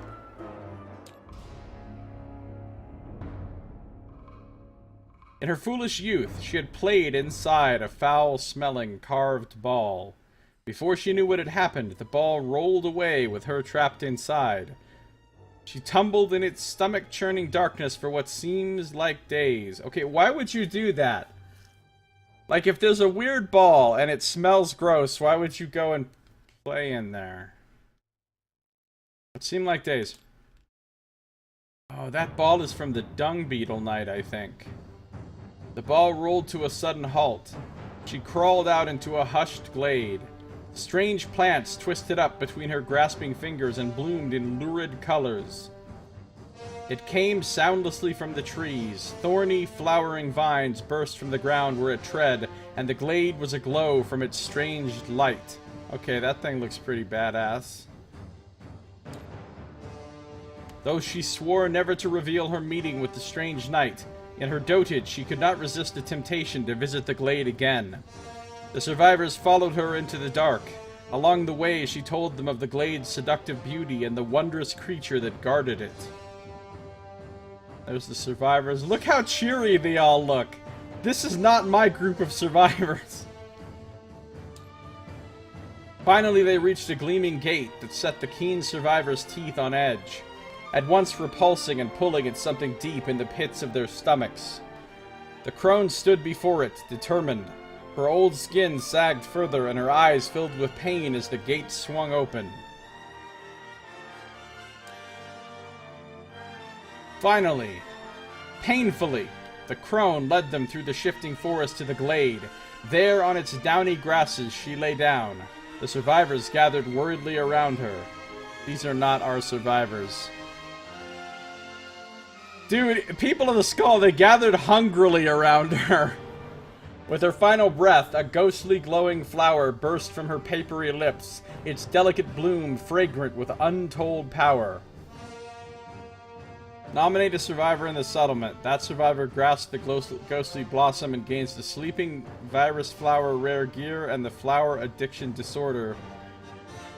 Hashtag not my survivor. Yeah, you may now hunt the flower knight added to the quarries list. Wow, the flower knight looks pretty intense.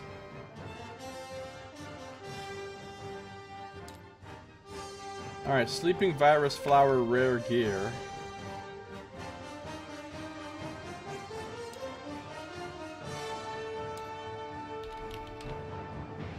Pull that out. And the flower addiction disorder.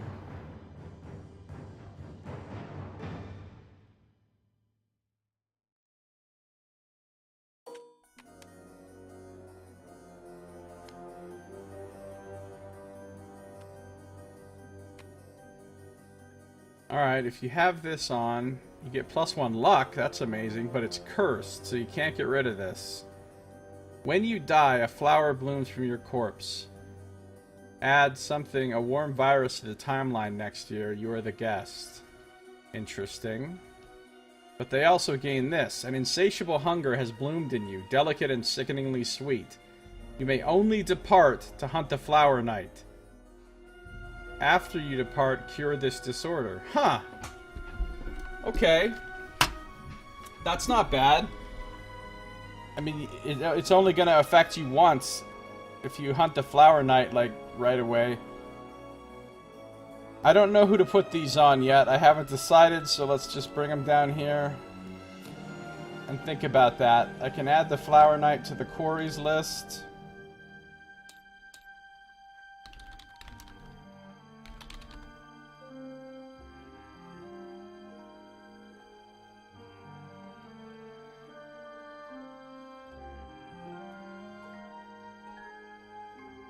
Oh no, Armored Strangers is next year. Yeah, it doesn't even have to be. Could be Strong Baby. But that +1 luck is attractive. Like, what if we just go after the Flower Knight right now?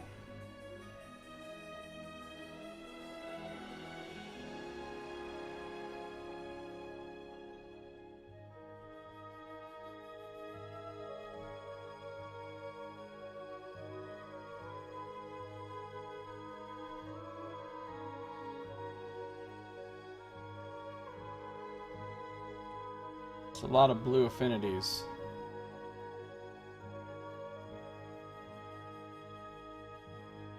What could possibly go wrong? We could put it on Strong Baby, or we could put it on Laughing Skull. It's a trap. It does kind of seem like a trap.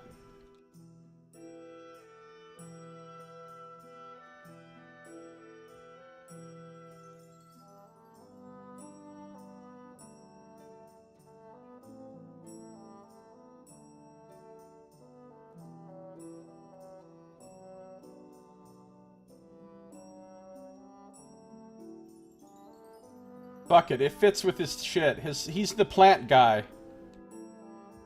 Flower Knight is scary strong. Okay, I'm scared. Do you want to lick the flower? It fits with his shit. Bone Tree's gotta be the guy. +1 luck from Sleeping Virus Flower.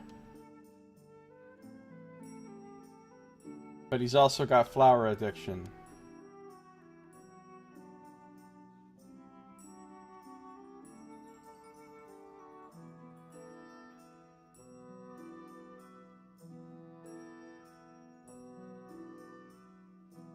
Alright, the next thing I need to do is put another dagger over here.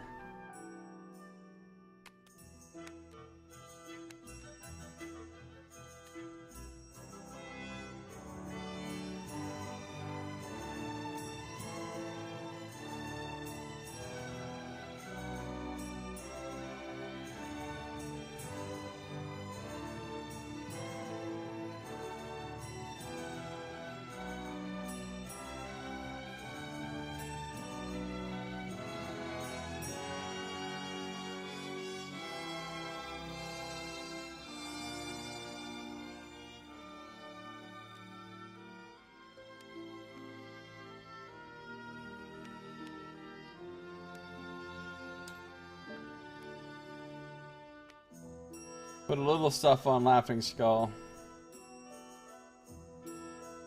Yeah, too many expansions in the game would make it crazy town. Like, if I had all these fucking expansions, it would make the game just way too nuts.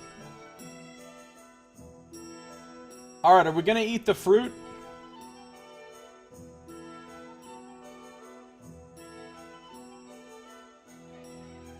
Are we gonna eat the fruit?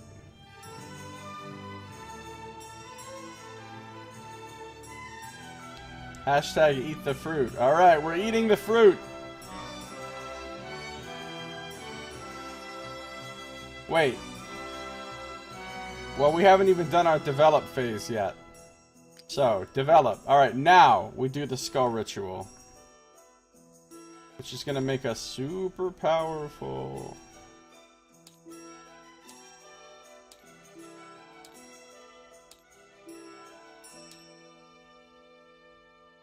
Um...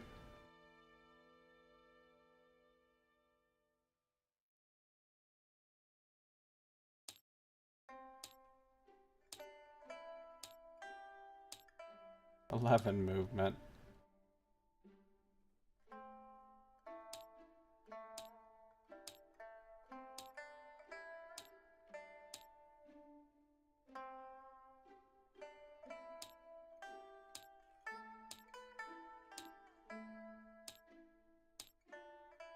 Alright, we ate the skull.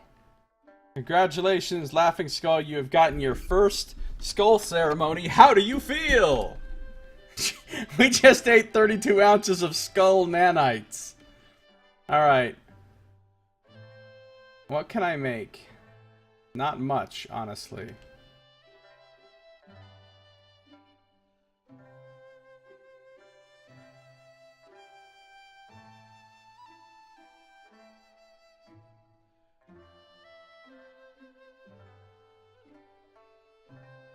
Scanites.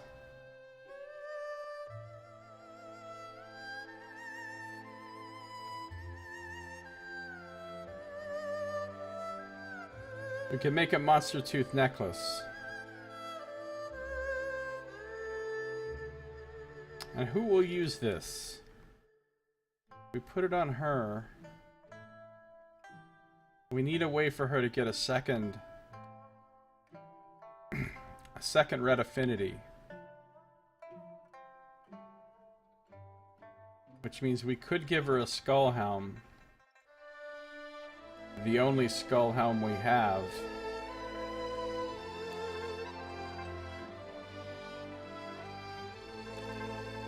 I'm gonna use this large flat tooth and one of these broken lanterns.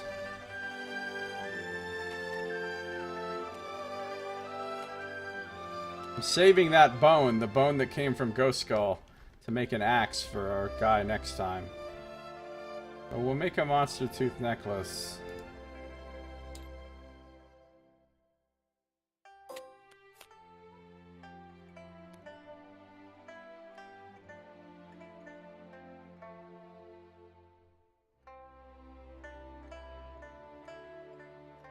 she's my weak character.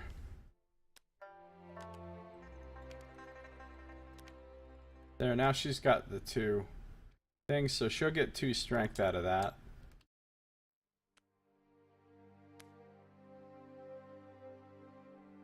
She's got no survival going. Let's take some fecal salve off of Bone Tree. Put it on her. Welcome to the team. Here's some shit to smear on yourself.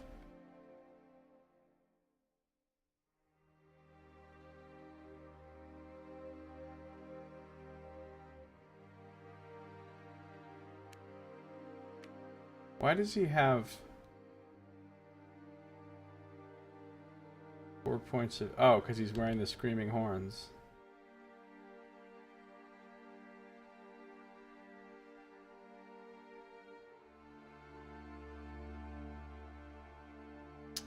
Alright.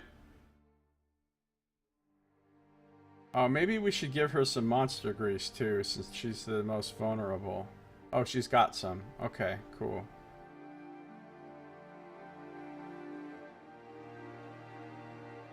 Well, she's by far the weakest person in the party. And we still have nothing to fight with except for daggers and darts, but Bone Grinder can use blood paint if he wants to go crazy. Maybe I should give the blood paint and the other dagger to her, actually.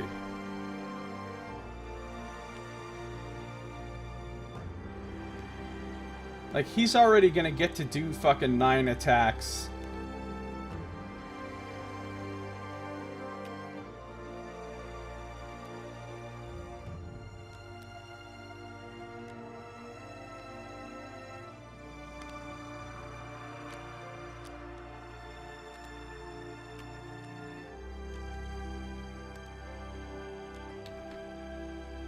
Yeah, we'll give her the blood paint and the other dagger for now.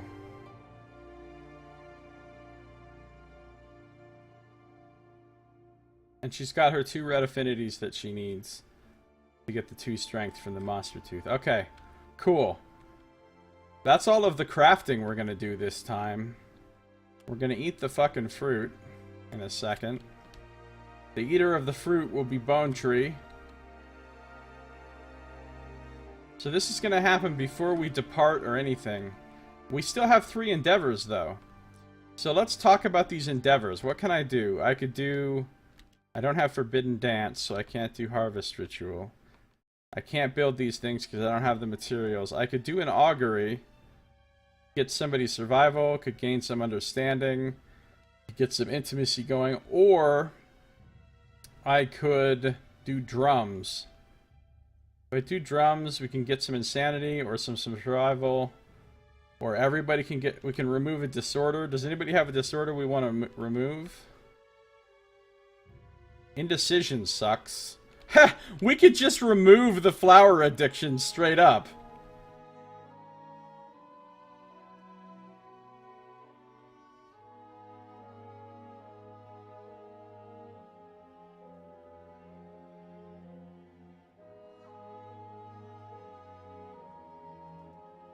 Flower addicted? No you're not. Well, let's do drums, and we're gonna have Bone Grinder do the drums. So we're gonna delete one of these endeavors, and let's roll on the drums table. A 5. He gains a survival.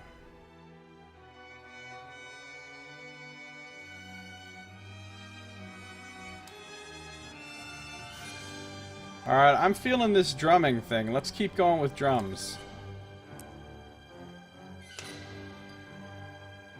Another 5. If he spends a survival...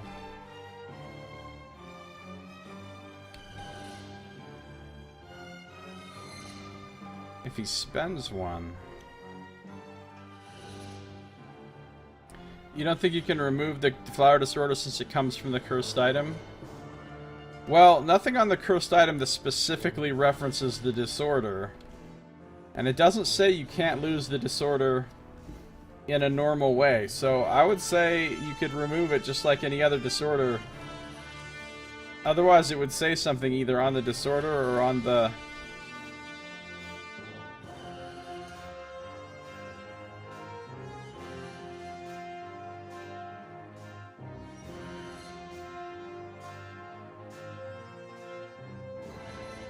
I mean, the two things are narratively linked, but they're not mechanically linked. Basically, he gets the thing, he has the flower addiction, but then we do a cool drum circle, and it causes him to reevaluate his craziness. But if I spend a survival, I can gain an insanity, which is what I want. Because this is my immortal character, so the more insanity he has, the more immortal he actually is. And then we'll do one more drum circle.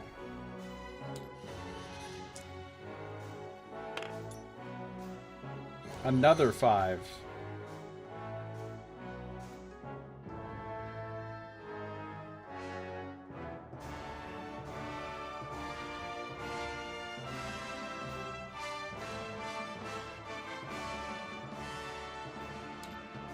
I'll do the same thing. Now we have no survival, because I'm a crazy person. But it didn't matter because we didn't remove any disorders anyway. I would really like to get rid of indecision off of Blood Tree, or Bone Tree also, because that's not a good disorder. Alright. We've used all our endeavors, so we come over here, blah blah blah, we're about ready to leave the...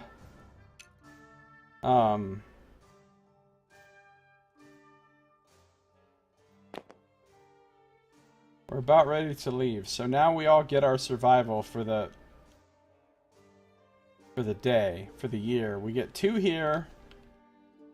Laughing Skull also gets 1 from Fecal Salve and 2 from Dried Acanthus. So she gets 5. Bone Tree goes up to max of 6. Bone Grinder also gets 1, 2, 3, 4, 5.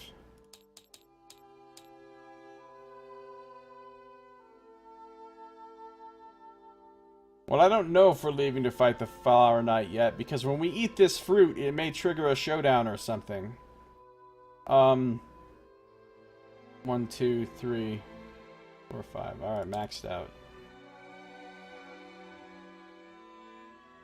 So let's eat the fucking fruit. Are you ready? We got some eat the fruit hype, Nox?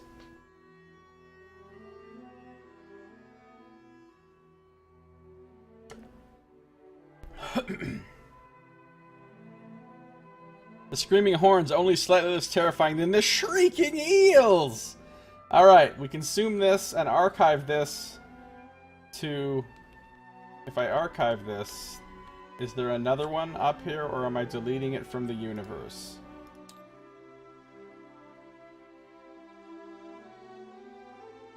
Okay, there's another one in the deck, so I'm not deleting it from the universe. Okay.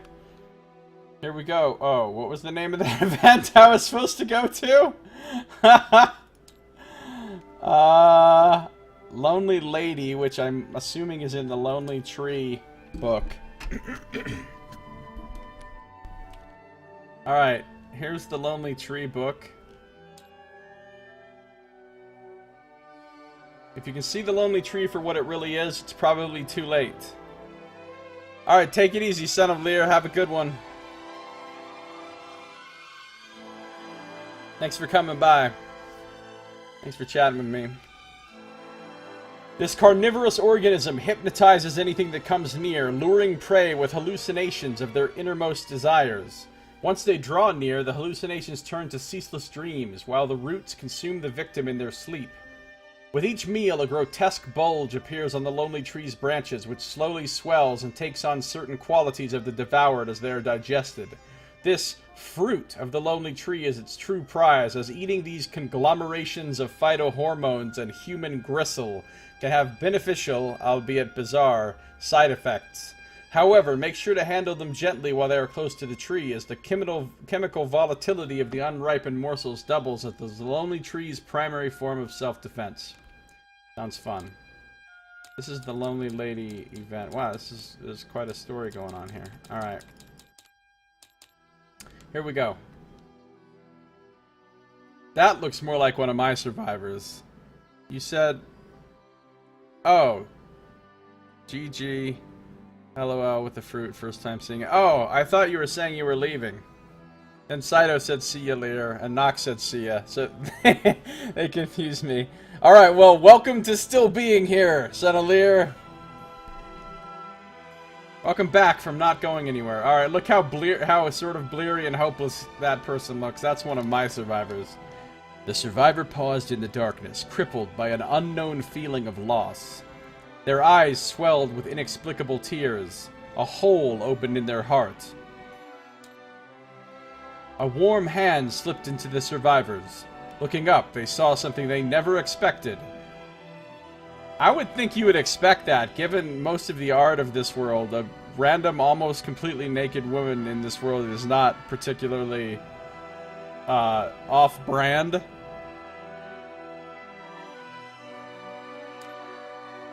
Although the survivor could not understand the stranger's words, they saw the truth in the stranger's eyes. They felt an identical hole in the stranger's heart. The survivor wanted nothing more than to protect her.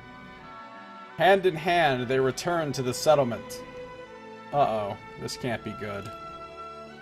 Lying in each other's embrace, they felt the warmth of love fill their hearts and wrap around them. Together, they dreamed a perfect dream. They dreamed of the future. They dreamed of fulfillment. They dreamed of a life together. Oh, this is gonna end badly. When the dream ended, the stranger awoke with a cry. The stranger's stomach was full and she was alone. She felt something she did not want to accept, something she would forget over and over again. The hole in her heart could never be filled. There was no love for her, only hunger. Uh-oh. The survivor that consumed the lonely fruit is dead. What? What? What? Fucking, are you serious? Are you serious, Kingdom Death Monster? Did you just kill another one of my main characters? Survivors must depart this year for a special showdown with the Lonely Tree. Why did I eat the fruit? Why didn't I have the scrub character eat the fruit? Why did I have Bone Tree do— oh, we're fucked. I remember when I was saying this shit was getting too easy? Well, I just lost two of my big characters. So... must depart this year for a special showdown with the Lonely Tree. God damn it! This game is horrible. It's horrible. That's a mistake you don't make on your second playthrough. You just boned that tree, Bone Tree. Wow. Look at Bone Tree down there all desiccated and just... and now we have a showdown with the Lonely Tree. Okay. Alright, well, Bone Tree's dead. I guess we don't have to worry about that flower addiction anymore, do we?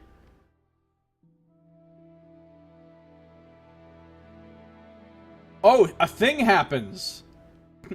When you die, a flower blooms from your corpse. Add a warm virus to the timeline next year, you are the guest.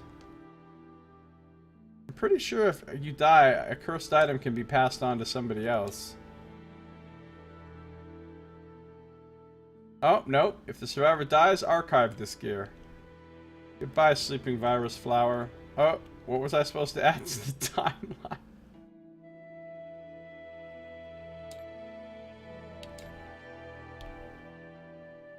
A warm virus to the timeline next year. Great.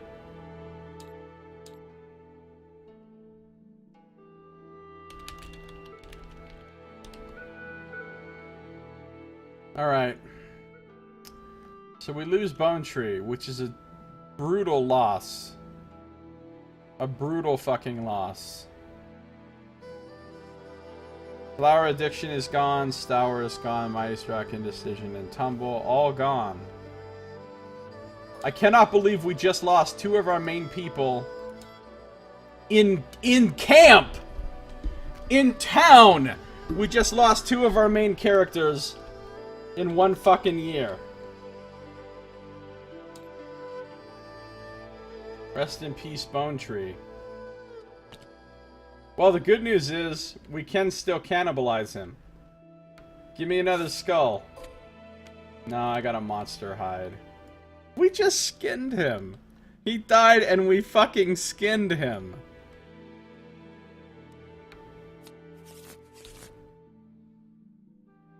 Ah, that sucked. Well, guess what, strong baby? Bone Breaker.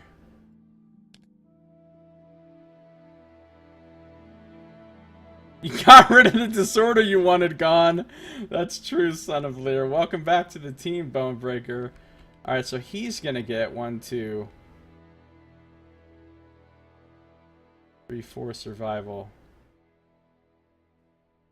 Actually, now that we know that's gonna happen, we'll put the fecal salve on Bone Breaker.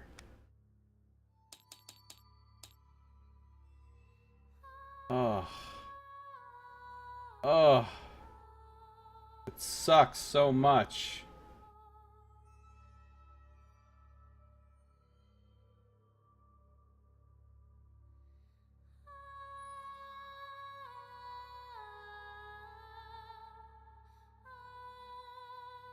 Yeah, Laughing Skull isn't the weakest. Yeah, and that was after the skull ritual, too.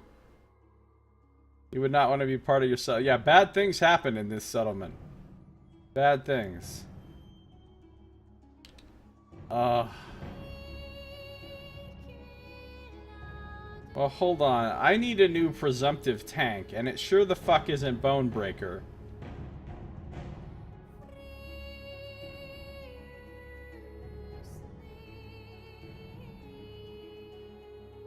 This is coming over here onto Bone Grinder.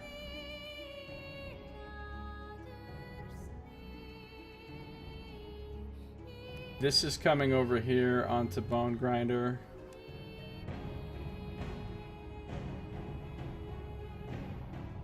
Actually, maybe he doesn't need that. Give that to her.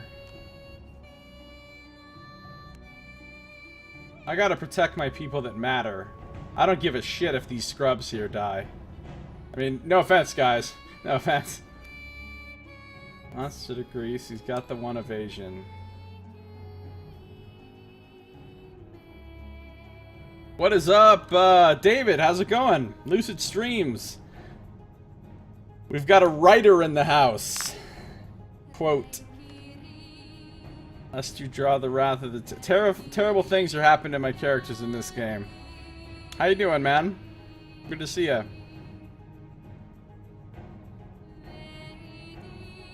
It's just that secret. Yeah, that's right. You're up at an unreasonable hour, which means you get to catch my stream. Seems reasonable.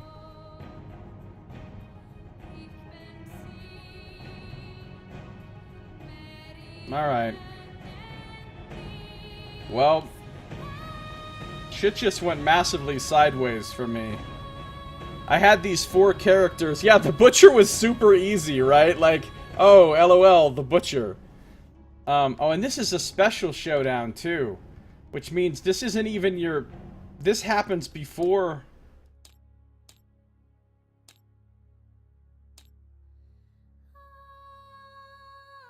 A special showdown happens before you even depart for your regular hunt for this year. I don't really understand how special showdowns work, honestly.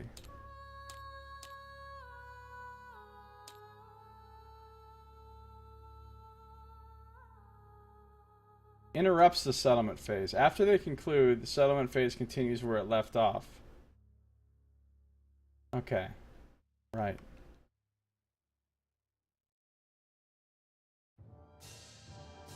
Well, in fairness, he did have the word tree in his name.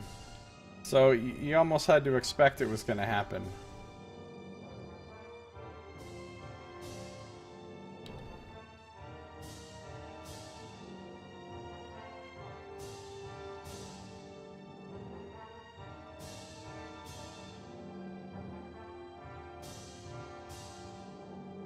Fucking Bone Breaker.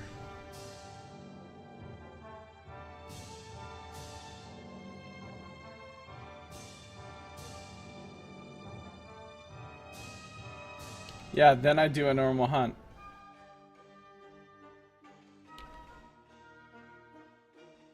Well, at least Bone Grinder is tough. Do we still have somebody with Orator of Death? Or did we lose our Orator of Death? No, she still got it. Okay. Because we're going to need some insanity on our people, our new people, quick. He's only got 0. She's got 7. Alright, I guess we're as set up as we can be with some serious scrub characters now. This guy has no hunt XP. He's just nothing. Now watch, I come back next year and Bone Grinder gets murdered in camp.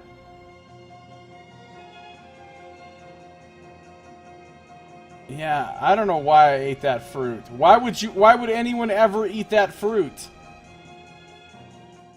Well, now I know. Fucking lonely tree. There was once a woman who loved a sad man with a hole in his heart. The harder she tried to fill it, the more drained she felt. When there was nothing left of her, she killed herself under an old tree and let its roots drink her blood. Soon after, the sad man disappeared from the settlement. The tree bore a tear-shaped fruit. Alright, shit is gonna go crazy now. First of all, are there some special rules that we need to be aware of for this tree?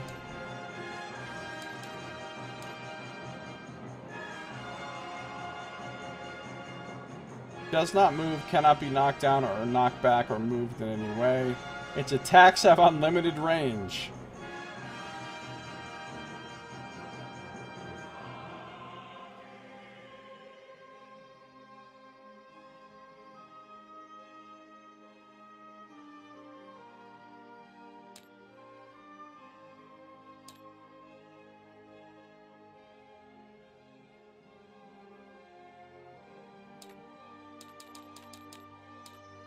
I cannot believe my guy that ate the fruit is dead.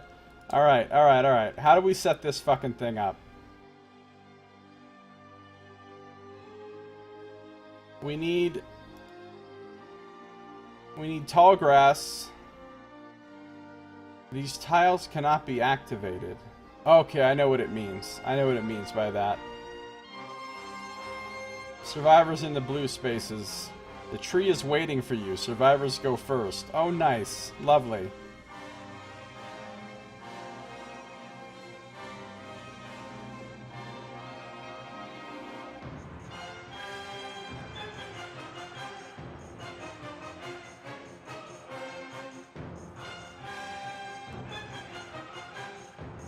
Oh, look, it tells you what level the tree is based on what lantern year you're in. So we're only going to be fighting a level 1 tree. It doesn't look that hard. It's only got 10 toughness and minus 1 damage. Wow. Okay, this should be pretty easy, I think. We'll see, though. So I need the stuff for this encounter. None of these things are for this encounter. Lonely tree.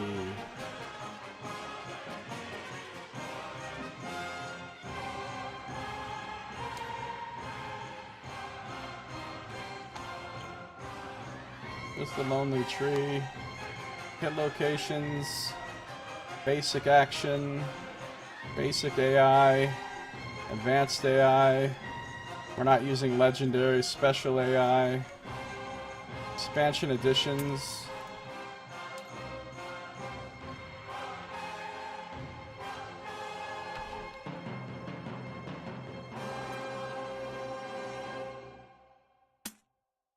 Alright, how big is this fucking tree supposed to be? It's supposed to be 3 by 3, which apparently it is, and it's supposed to be situated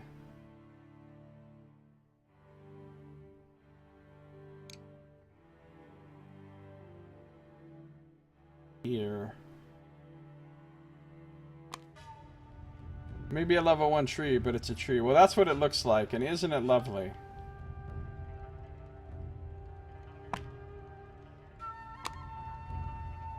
There's its 22 hit locations. There's its basic action card. Its special deck. Basic deck. Its advanced deck. Okay, now how do I set up its deck? 6 from the basic. Okay. 3 from the advanced.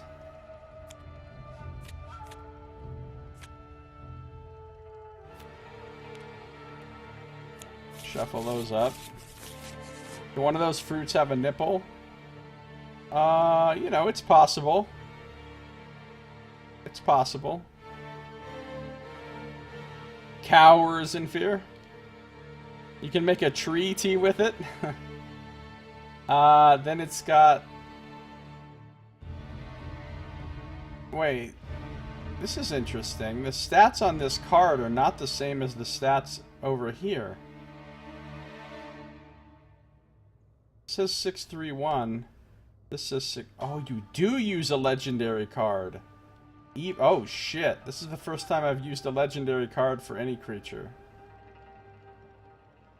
Let's pull out the legendary cards. Only 2 of them.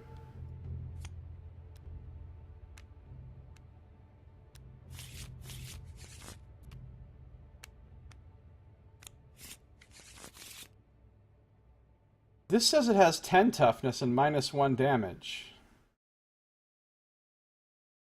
This says 11 and nothing about minus damage. Well, I guess I'm going to go with the card over the book. Because that'll make it slightly harder. And, well, that'll make it interesting, I guess. It has no blind spot. Wait, what? Oh. What? It's instinct. Okay, so if it goes to do its basic action... and it doesn't have a target, it does its instinct. Why does it say germinate? And this says growth. Dude, this expansion is a mess. Well, that's what it has to mean. Because that's always what happens. If you don't have a target on your basic action, you do your instinct. It's instinct. The tree's roots undulate and swell. All survivors not adjacent to another survivor gain a bleeding token and are knocked down. Shuffle the hit location deck and place the trap on top. What the fuck kind of bullshit is that? Alright, that's gonna be terrible. No, because it's a magical living magical tree. Besides, we don't have any fire. I guess we have our lanterns, but I don't think we can break them. Alright, I need to... Its special things are bare fruit and impenetrable trunk.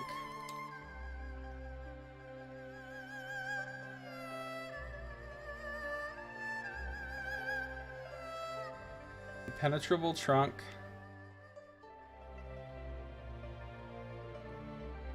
Bare fruit. Alright, how do its special things work? Can only be critically wounded by axes. Well, I'm glad I don't have any of those. Hang all 6 nightmare fruit on the lonely tree. When a fruit is removed from the showdown board, place it back on the tree. Hang them on the lonely tree. Literally, what does that mean?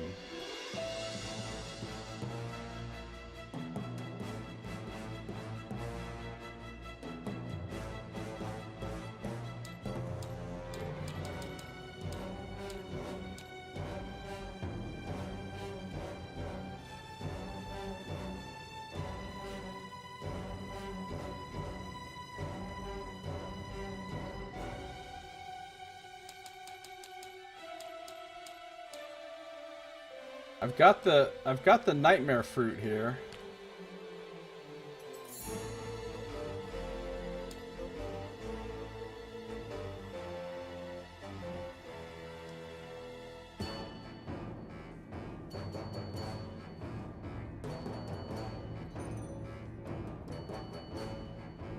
It could be a nipple.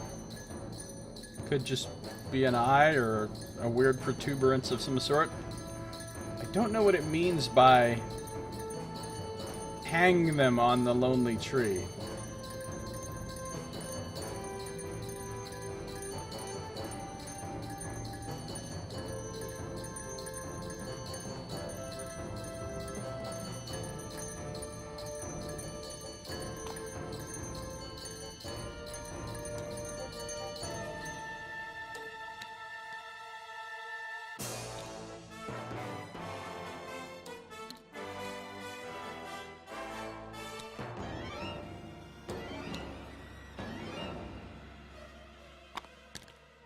No!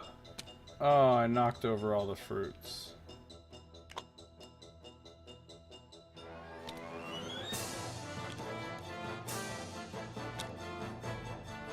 This is ridiculous. Oh, I should put them on top. That'll be hilarity.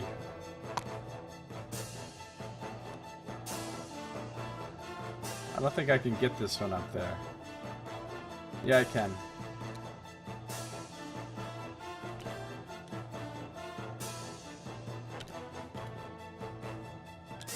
No! Now we're playing Jenga, apparently. Okay, this has gotten stupid. We're just gonna set them over here.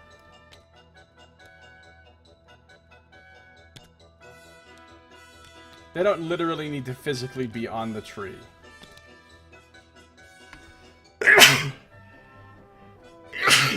Excuse me. We're just gonna set them over here. And when it's time to... This is the staging area that indicates that they're on the tree.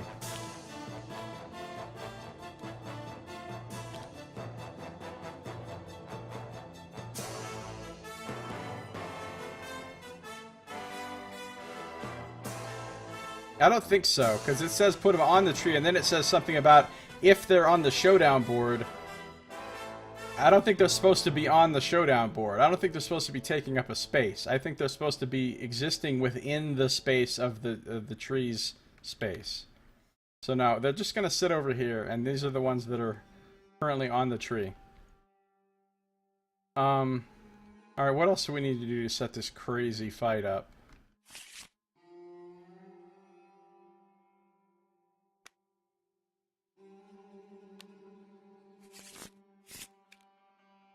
Alright, then we have to put some tall grass out.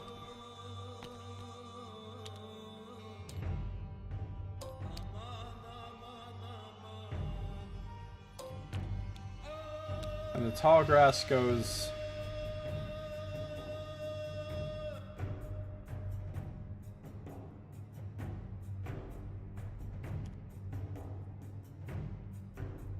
here.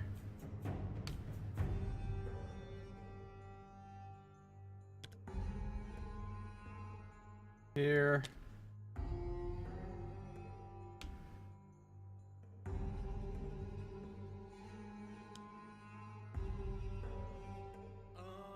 Here.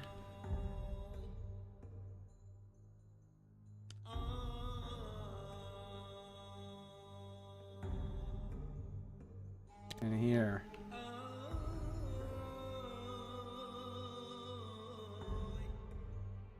If any player topples the stack of fruit while setting up the showdown, kill one random survivor. And by random we mean it has to be one of your good ones. Alright. Dude, I hate this expansion. I'm never adding the Lonely Tree to the game again. I can't believe it just outright killed my guy for no reason. It was bullshit. Alright, and then we put the survivors in the blue spaces. 1, 2, 3, 4, 5 away. Anywhere that's 5 away from the tree. Oh, and we get to go first. How nice.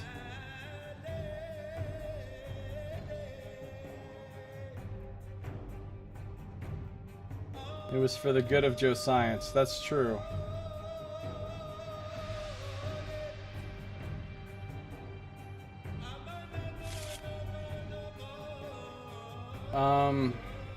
Alright, I don't even know what I'm doing.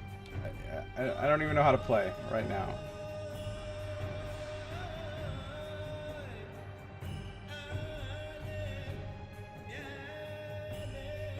He doesn't need a lion headdress. He's got brain armor. Her shit is full. So congratulations, Bonebreaker. You get 1 point of armor on your head.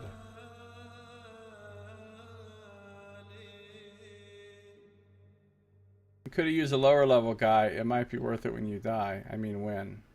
Well, yeah, if I had used a scrub to eat the tree, eat the fruit, we would have been fine. But I didn't know that it was going to just kill me outright with no roll or anything. Alright, we need to be 5 away from this fucker.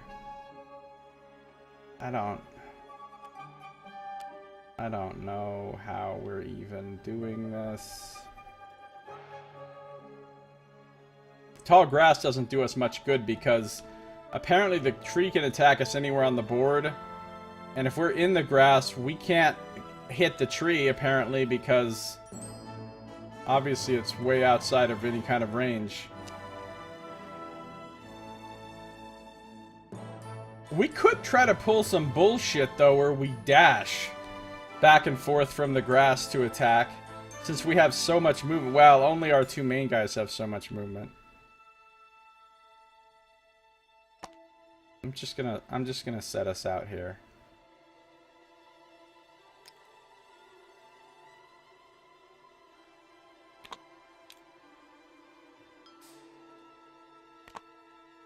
Let's just see what happens.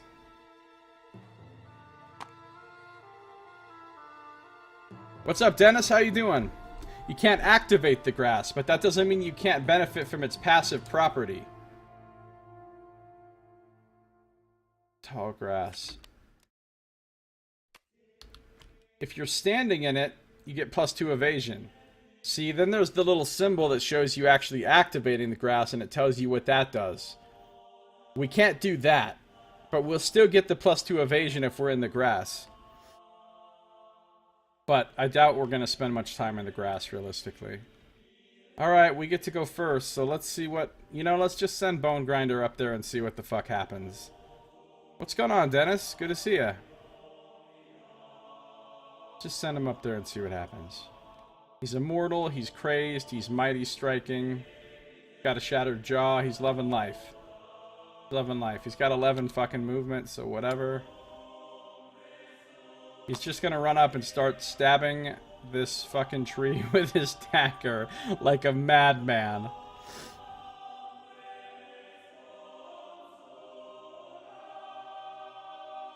Game's like someone played the original Tomb of Horrors and thought, hey, there should be a whole game about this. Yeah. Pretty much. Alright.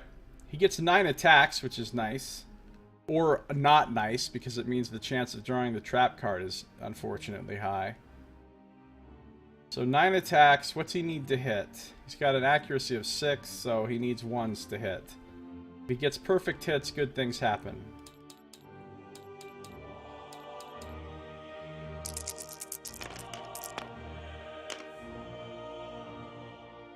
They're all hits. I get 2 perfect hits, which means I get +4 strength till the end of the attack, and I gain 2 insanity. Now that sadly though, I need to draw 9 cards, and none of them need to be the fucking trap card.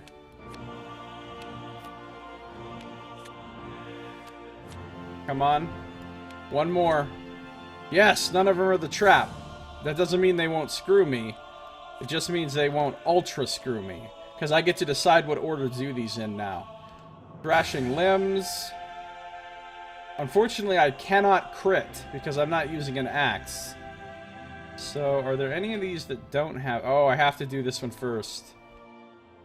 It's a first strike. Super Blood Siphon. Or an acanthus plant. Why would there be an acanthus plant?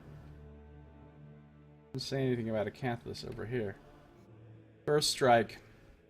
The attacker may cancel their attack. Oh boy, here we go. When it gives you the option to cancel, that's not good. All survivors adjacent to the monster or an acanthus plant gain 2 bleeding tokens. Ouch. Good news is Bone Grinder needs 7 bleeding tokens to die because he's got that fighting art. So he's going to take those. And now we're going to see if he wounds. Now, I think his chance to... What did we decide this thing's toughness was? 11. He's got 8 strength, 9. He only needs to roll 2s. Oh, plus he's got +4 from Mighty Strike. He only needs to roll 1s to wound. So he can't not wound. And he can't crit, so there's no point in even rolling the dice for these. I just have to resolve them. So he does a wound. Okay, so we're off to a good start. Takes bleeding tokens. This gets discarded. The tree discreetly bears fruit. Stinging vines. Okay, we don't want to do that one yet. Flower funnel survivor status card. What does that do, for fuck's sake?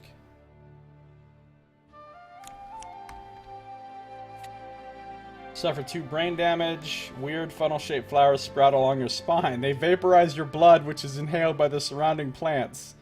Whenever you move, gain a bleeding token. Your bleeding tokens can't be removed. An adjacent survivor can spend their activation to rip the flowers from your back and archive them. Okay, that's not great. So, let's not do that one yet. The fruit closest to the attacker explodes, but there isn't any fruit next to the... That has to be minor fruit explosion. Let's do this one because there's no fruit on the board yet. So that just gets resolved. And a wound is dealt. Also, I have successfully used my dagger. What does this one do? Fruit is knocked loose. I can cancel this. Oh, it has to be somebody adjacent. It can't be the attacker himself. A sneaky root emerges. Acanthus plant. Then place the attacker in the tall grass furthest from them. They gain a bleeding token from being pulled through the ground. Okay, this thing is just bullshit times 10. Every time you hit it, something horrible happens. Let's not do that one yet. Okay, I can do another minor fruit explosion, because there's no fruit yet.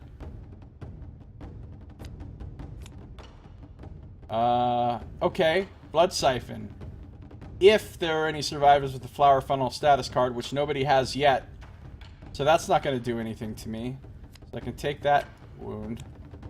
And basic action, target the attacker. What's his basic action?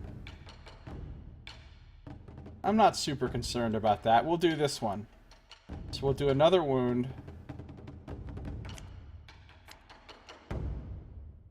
And now it gets to basic action me. Which means it attacks me. There's no fruits on the showdown board. Oh, but it's going to bear a fruit after this. It's got a speed of 3. But its accuracy is 3 and my evasion is 7. So it has to roll 10s to hit. That's not super concerning. Alright, it misses. But then it bears fruit in a free space as close to the target as possible.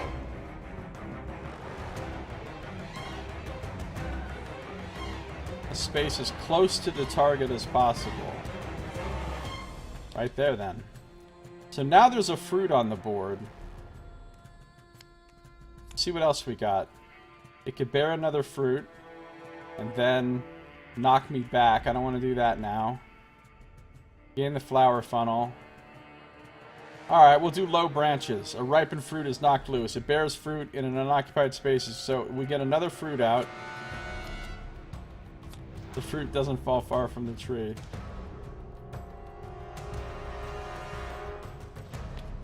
Another fruit right there. Alright, I'll do this one, and I'll spend a survival to destroy the threatening root and cancel this reflex. So look, we've already done 7 points of damage to it. Bone Grinder's a badass. Plenty of lonely fruit to eat. Yay! Fruit doesn't fall far from the tree. Now our fruit will go boom. So, the bad news is we're on to the ones that I can't avoid. Knockback and a bleeding token. Flower funnel. I don't think I want flower funnel. So what I'm going to do is I'm going to do this one next. And then it's going to knock me back, which will cancel this one. Pollen-soaked branches. So we're going to hit it in the stinging vines. And I just did 8 damage to this fucker. And it's going to bear another fruit. Discreetly, though. Discreetly. Would you like to lick the fruit?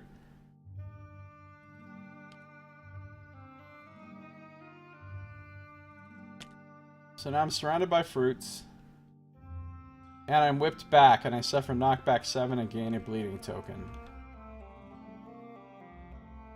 All the way back to here. Another bleeding token. But you know what? I'm pretty happy with his performance. He just ran up there and practically killed this thing. He did 8 damage to it. It only needs 3 more hits to be dead. So, that wasn't bad.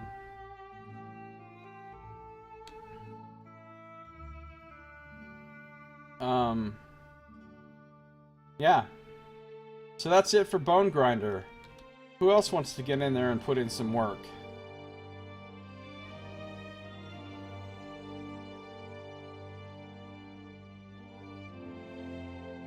We could throw darts. We don't have to be next to the tree.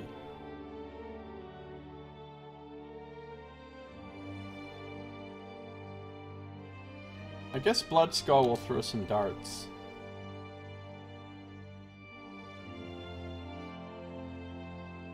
From, like, far away as possible.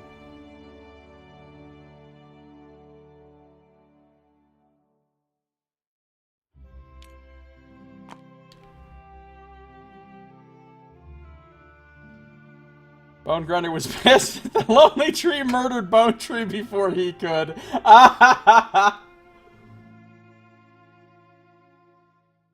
Alright. She's gonna chuck a shit ton of darts. How many trap cards, or how many? She's got 13 cards left. She's about to throw 8 darts. Oh, I forgot. Everybody gets Red Fist. We all get a strength token. Because she raises her fist up in the air and it glows red.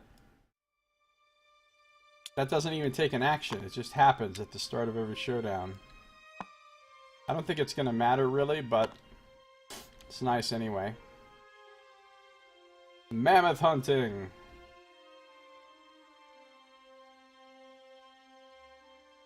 Alright, she's gonna do Orator of Death first, and then she's gonna surge and throw the darts. So first everybody gets 2 survival, 2 insanity. I want to get Bone Grinder's insanity up to a ludicrous level, so that he can truly be immortal. Now she'll throw a frankly disturbing number of darts. 8 of them.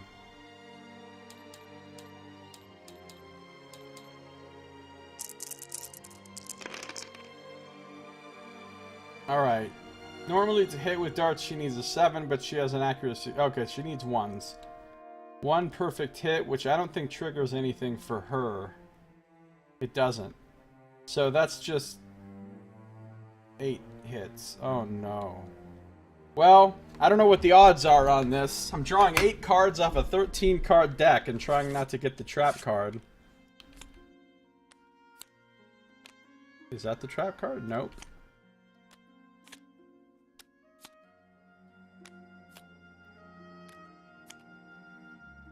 Oh, I just broke my darts, though. There's the trap card. Actually, that means I didn't break my darts, because this cancels everything else. Flesh pollination. All fruit on the Showdown board explode. Actually, I'm really happy for that knockback, then. All survivors adjacent to a nightmare fruit miniature suffer 6 damage and knockback 5. Return the fruit to the tree. All survivors adjacent to the tree suffers not. See, this is why I had her stay back and throw darts instead of running up. Because I knew some bad shit was going to happen by the tree. Attacker gains Flower Funnel. If they already have it, they gain 3 bleeding tokens and the Lonely Tree heals 3 instead. Alright, so she gains Flower Funnel. Which makes her take 2 brain damage. Whenever she moves, she gains a bleeding token. That's not bad. She can just stand there and throw darts the whole time and never move. So that's actually not a problem. And all of this shit gets reshuffled. Oh, that's right. We're immune to frail. Good call, Nox. So I wouldn't break my darts anyway. Our bone items are unbreakable because we are the people of the skull. And all of the fruits get moved back to the fruit pile over here. And that's it for her turn. So, I don't think anyone else is running in with a dagger. I think it's fucking...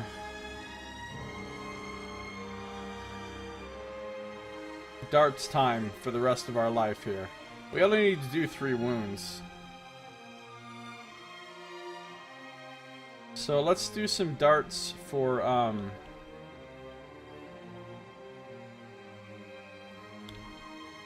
let's do some darts for Laughing Skull.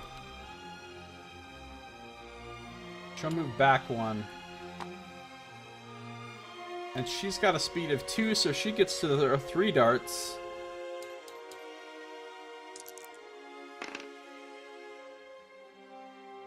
Sevens. She has an accuracy of 1. She needs 6s to hit. 2 hits. She hit in the iron bark. Super dense. Alright, we'll do minor fruit explosion first, because there's no fruit to explode. See if she can wound. It has a toughness of 11. She has a strength of 4 and 3 on the darts. A 7, she needs a 4 to wound.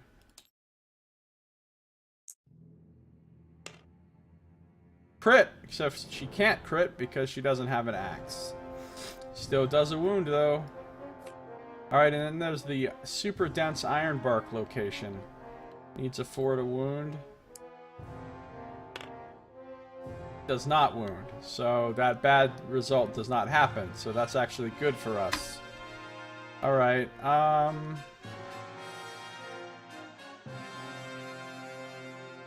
she's gonna surge.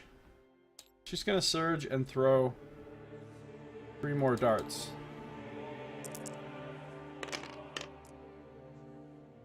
One hit.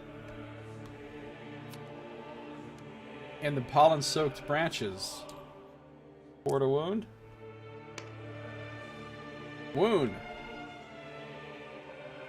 And when she does that, what happens? Attacker gains the flower funnel. Okay. No problem. One more hit and the thing's dead already, so I'm not super concerned right now. It has already murdered one of my best people in fucking cutscene. Cutscene death of your character is the worst.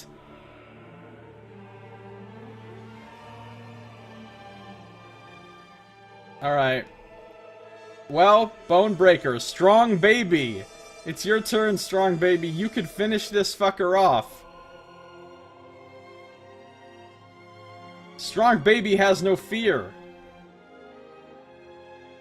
He throws darts, fearlessly. 1 dart. He gets to throw 1 dart. And have a 6 to wound, or he could throw 3 dagger swings and have a 4 to wound. Let's do the darts. He's throwing his single dart.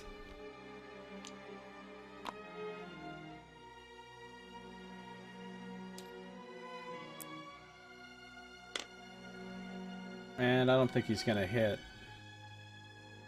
He doesn't have any accuracy, so no, that's a miss. Honestly, do you know what this team is like right now? This is like the Avengers, where like Blood Skull and Bone Grinder are like fucking Thor and the Hulk. And over here we have like fucking, what's his name? The dude with the bow and and fucking Black Widow. Like, these two are like super colossal powered, and these two are just like normal people, basically.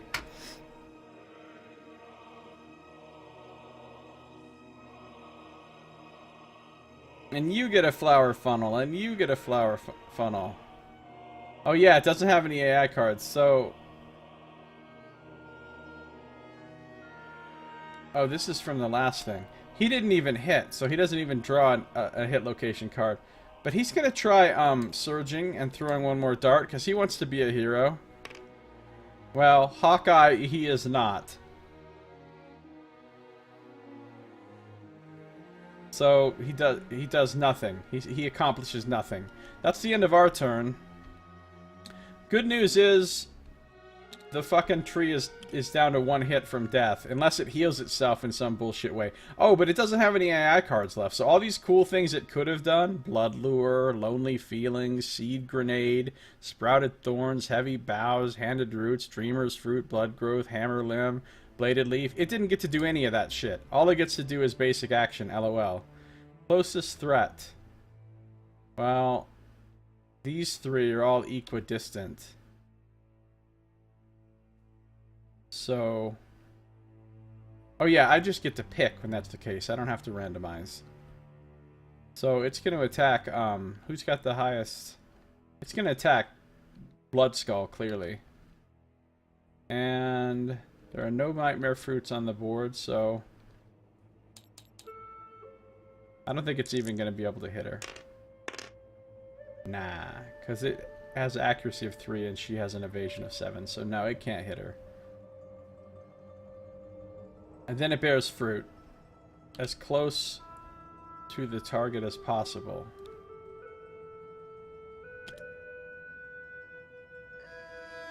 Yeah, I don't know which one was the legendary. This one, Dreamer's Fruit. I don't want to know what it does, though, because... oh my god! Oh my god, that's stupid! The Lonely Tree gains +1 speed for each fruit hanging from its branches, so right now, it would get... if it had just drawn that card instead of its basic action, it would have gotten 6 extra speed, so that when it attacked, instead of attacking 3 times, it would have attacked 9 times. For the rest of the fucking fight! Yeah, that card could completely fuck you. If that card got drawn at the wrong time... it would turn the tree into a death-dealing machine. Well, if you didn't have gods in your group like I do. Alright, Nightmare Fruit. That's all it does. Alright, who wants to get... does somebody want to get a proficiency point here? I think Blood Skull wants to run in and grab a point of dagger proficiency. So just charge in there like a maniac, Blood Skull. It doesn't matter. I'm gonna run all the way to the opposite side of where that fucking exploding fruit is, though. Not quite the opposite side. And then she's gonna... oh, she could get a trap card here, but there's 19 cards left, so... she's just gonna attack 10 times with her dagger. You see the difference in power level? This guy's turn comes up, he throws 1 dart. Her turn comes up, she attacks 10 times with a dagger. She's like the fucking Flash. Alright.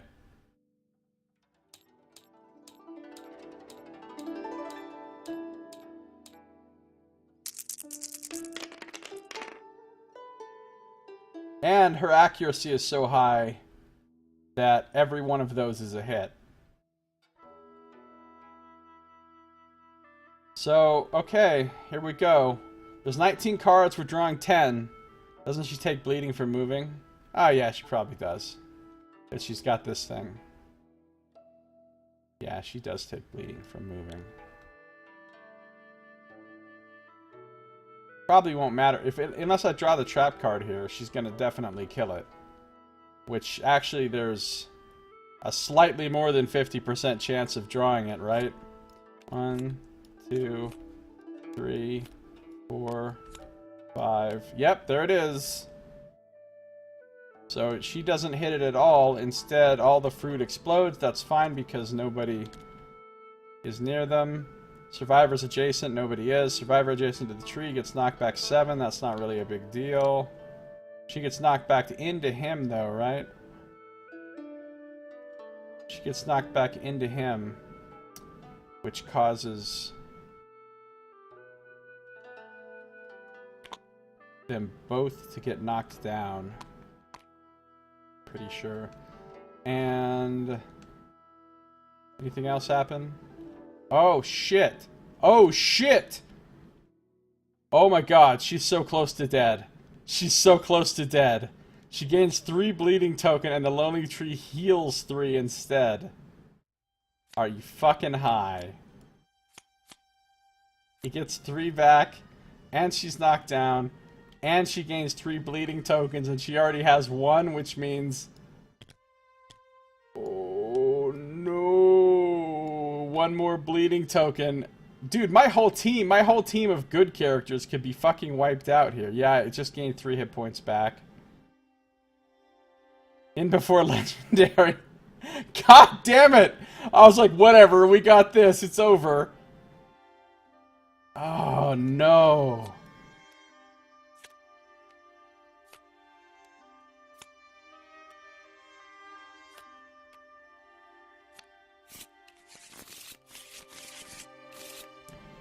Alright, well, this could still go really badly, apparently.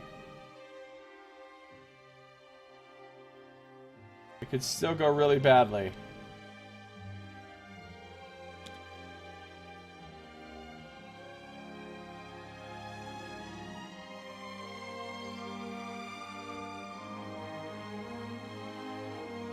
Alright. Bone Grinder needs to be stood up. So, what needs to happen is... like, this scrub guy, Bone Breaker, needs to go. And he needs to encourage Bone Grinder. And then he's gonna throw his 1 dart. You can do it, Bone Breaker!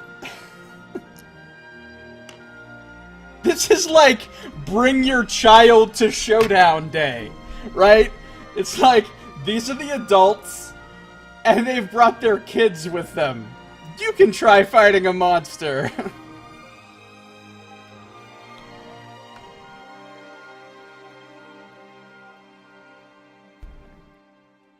Well, he misses. I don't know that it's even worthwhile for him to surge. He's just gonna stand his fucking ground and try not to trigger any more disasters. Now Bone Grinder can go, though. And he's been stood up.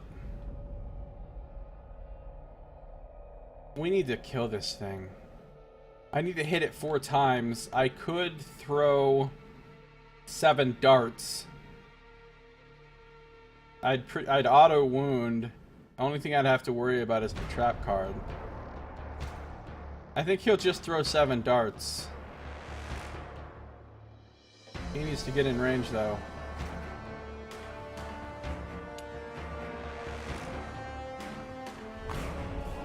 Sacrifice Strong Baby to the tree and it'll let you go. Well, unfortunately, we've already sacrificed somebody to the tree and it just pissed it off. Alright, I'm gonna throw 7 darts.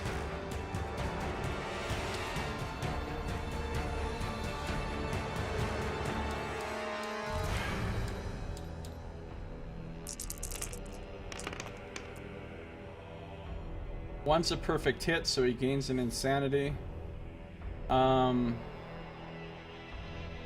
They're all hits. Well, okay, we're drawing off a 22 card deck now, so drawing 7 cards off of 22, we've got a decent chance for it not to be the trap.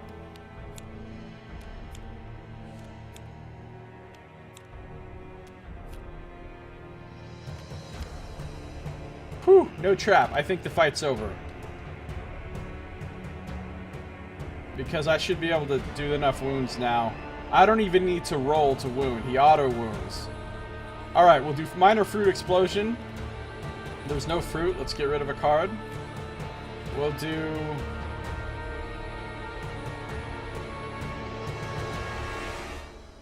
Ooh, I can't do Blood Siphon. That will fucking kill. That will fucking kill. Oh, shit, that will fucking kill her. Okay. I need to kill this thing before I get to that card. That card goes way over here. Sneaky Root does what to you? Canthus Plant?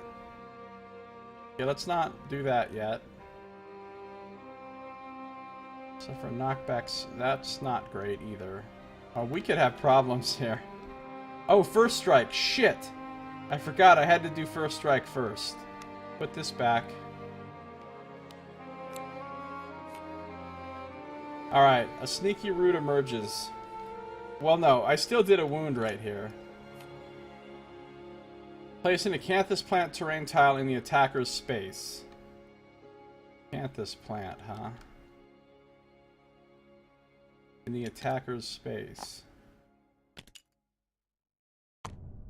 And then in the tall grass terrain tile furthest from them. Gain a bleeding token from being pulled through the ground. Mother fucking fuck. Well, it's gonna put him over here. The bad news is he's now out of range, which means none of these other ones hit now.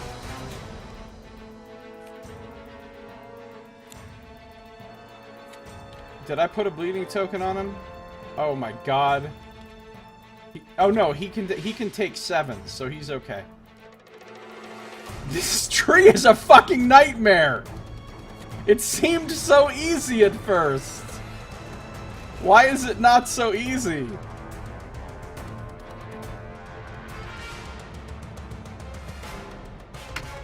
Hey, we could select some acanthus while we're here.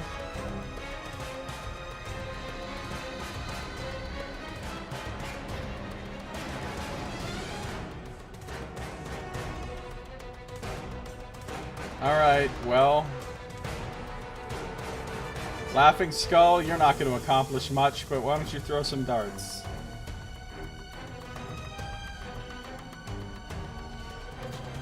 Oh, this tree is going to fucking wreck us. Just wreck us. Diplomacy suggested doesn't seem so bad, yeah. Alright, Laughing Skull, I guess you're going to throw 3 darts at this thing. I mean, should she go in and go no guts, no glory on this fucker? And try to use the daggers and try to kill it? It's only 3 hits. That's all that's required. She's going in. She's going in. She's attacking with it because she can attack with both if she uses blood paint. She's going in. 5 attacks with first dagger.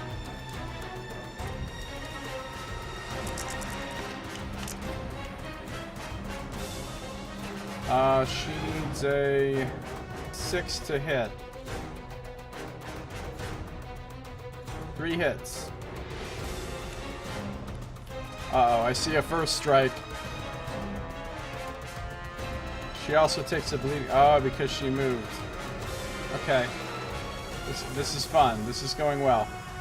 Attacker may cancel their... Oh, no. Well, alright. She's gonna take the 2 bleeding tokens. Well, that's if she even... Oh, no. It doesn't matter whether she wounds or not. She's gonna take the 2 bleeding tokens. Dude, a lot of bleeding is happening in this fight. Oh, fuck. Now, to wound, she needs... She's got 5 total. She needs 6s to wound. See if she gets a 6 on that first one. She does not. So she takes those bleeding tokens and doesn't even wound. Beautiful. Sneaky root. Alright, fruit explosion. There are no fruit. So let's do this one. 6 to wound. Come on. God damn it. 6 to wound, please. Please. No! Ah, yes, it rolled back over onto the 8. So she did manage to wound that time. But now she has to spend a survival to cancel this. Well, actually... Oh no, she can't take another... She'll spend a survival to cancel that reflex. Alright, now she could surge and try to Oh wait, that was her first dagger. She actually gets to attack again with her second dagger. Because of blood paint. She gets to activate them both in one action. So, 5 more swings. Come on. Finish it off. You only need to hit this fucking thing twice. 3 hits. 3 hits.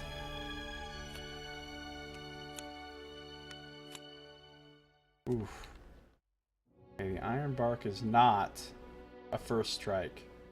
Oh no! Oh no! No blood siphon! Okay, hold on. Alright. Pollen-soaked branches. Here we go. 6 or better. Yes! Another wound. Oh my god, if she can get one fucking wound on this thing. If she can get one fucking wound, it's over. Okay. The closest survivor gains the flower funnel. Fucking, of course they do. Who is the closest survivor to her? It's Bonebreaker.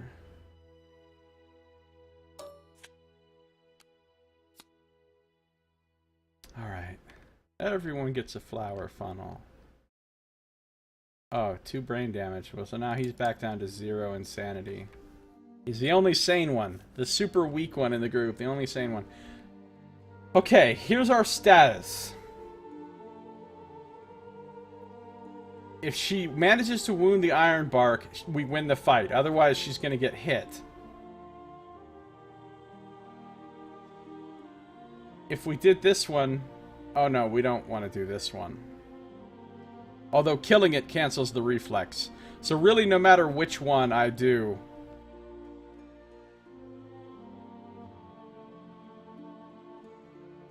If I succeed, we win the fight. If I lose something... If I lose... Nothing bad happens, because these are both wound reactions. So really all I need to do is roll both of my things, because on either of them, either we win the fight or nothing happens. Okay, so that's not bad.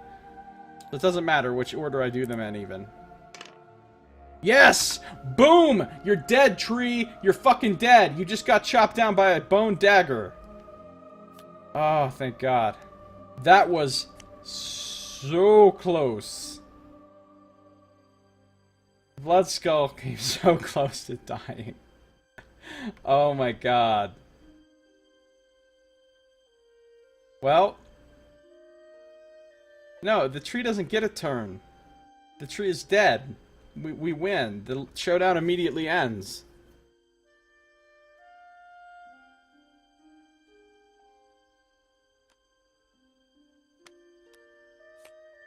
Success. All remaining survivors turn into lonely... Yeah. Alright, now for another cutscene in which your character dies anyway. You won the fight? Good job, you're dead. Dude, that's how this game goes. I'm not even... I'm scared to look at the aftermath section to see what happens. I'm scared to see what happens when we win. Oh yeah, if I didn't wound. Yeah, true. Alright. Well, we won. Aftermath. Hunt XP, weapon proficiency, rewards. She doesn't even get weapon XP because she's not... Or she just leveled up for the first time. He didn't. Oh, Bonebreaker is garbage. Bone Grinder. Also, he becomes a weapon specialist. Blood Skull. Alright, so he gets his weapon specialization with dagger. Even though I'm about to switch him to axes. When attacking with a dagger, if a wound attempt fails, after performing any reactions, you may discard another drawn hit location card to attempt to wound that hit. That could actually be really fucking good. If there's like a hit location card that's going to do something horrible, the ability to discard it could be really good.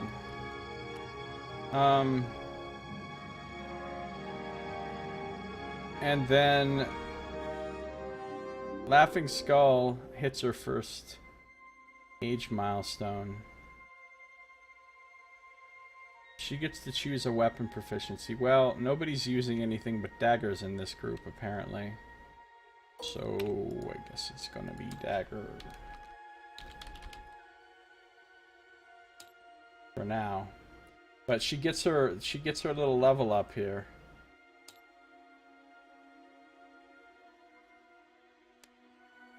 Maybe we'll find like 5 skulls after defeating this thing. Alright, let's roll 2d10 for her.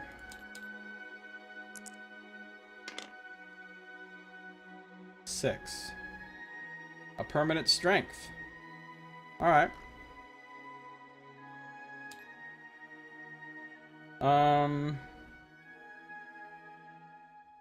Now then.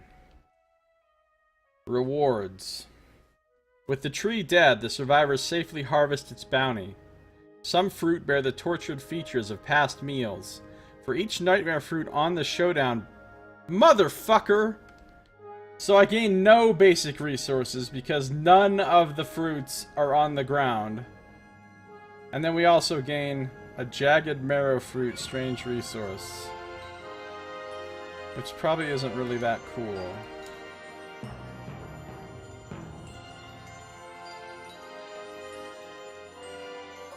This says jagged maw fruit, but everything else in this expansion has been named the wrong thing.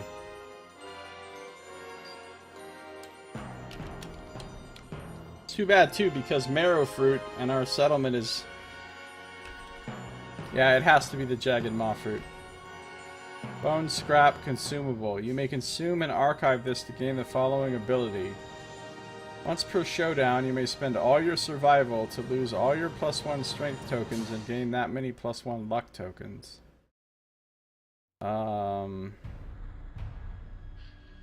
Right. That's kind of meh, honestly.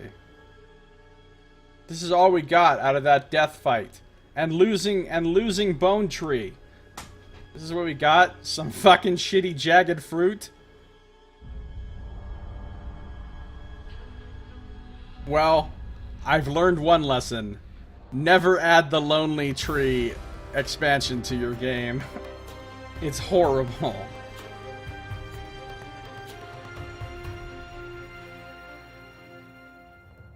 Now that was pretty fun though. It was exciting and interesting. Yeah, I could use it as a bone or a scrap.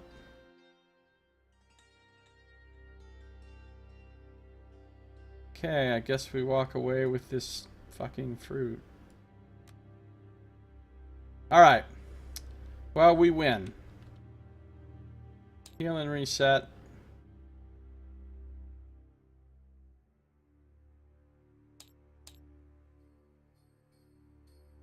Unless you're sacrificing one of your shitty characters.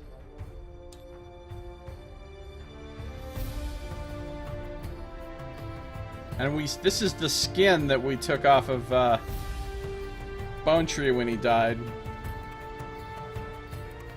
Alright, so now I don't go through any of these steps of the thing again. I just immediately go out for a hunt. I don't get to craft anything. I don't get to do anything. I just immediately go for a hunt. I think we're hunting the Gorm next because I haven't hunted the Gorm.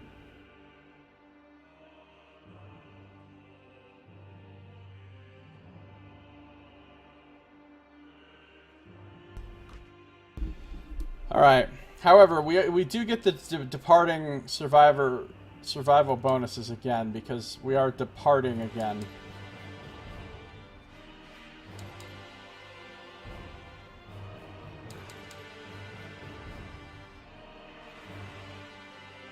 I can't believe... I mean, it was bad enough.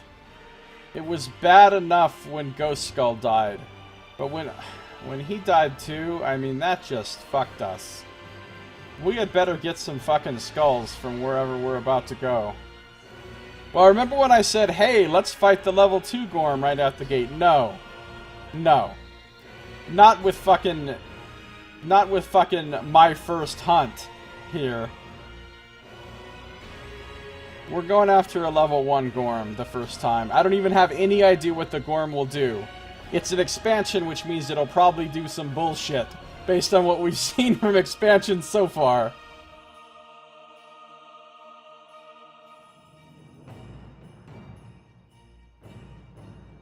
Just think if this was level 3 tree fright. Yeah, if it was level 3, the tree would have had another legendary card, 2 more basic cards, 2 more advanced cards, a thing called moving ground. Oh, and 20 life. The life thing means you have to do its life, and you don't remove its cards when you wound it. And 17 toughness, and +1 speed and +1 damage. Yeah, the level 3 tree would have fucking annihilated us.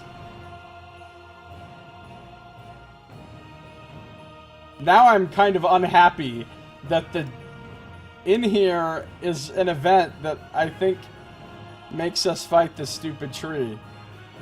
Or maybe it doesn't. Maybe it just puts the tree thing onto the board, which allows us to get another one of those fruits so that we can come and do this showdown voluntarily if we want. Let me tell you something right now. If we get one of those fruits, I am fucking punting it into the sun. Fucking put that shit in the airlock and open it. We're done with those fruits.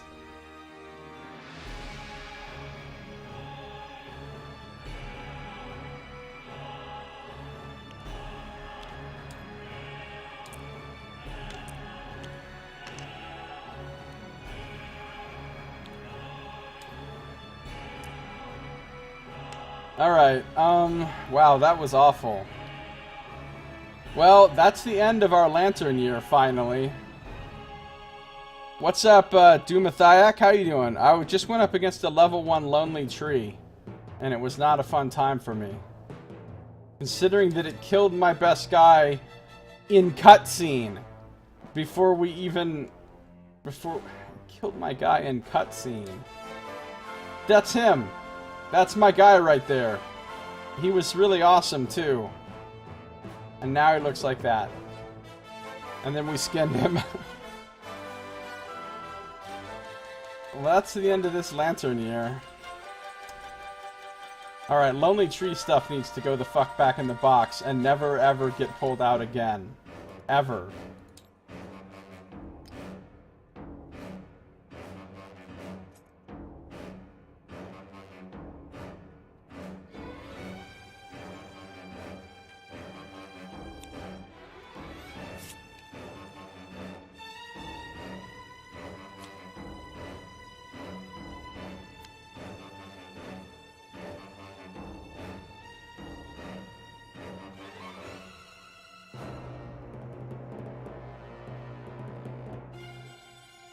I'm gonna do a Gorm next, Doomathiac, a level 1 Gorm. I need to... Bloodlure... Lonely Feeling... Like, look at all these things the tree didn't even get a chance to do, and it still ran roughshod over us.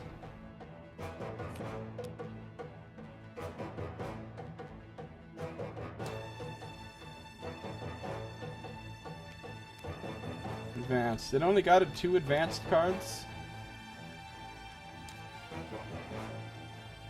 Wait a minute. That one's legendary. Those 2 are advanced.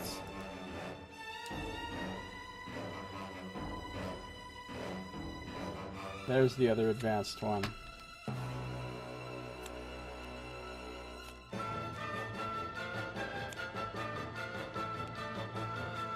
And 6 basic? Yeah. 1 legendary. Stupid Lonely Tree. How's it going, Doomathiac? He died with a smile on his face since he boned the tree lady. Yeah, well, it was his name. His name was literally Bone Tree, and he died boning a tree. What? Prophetic names?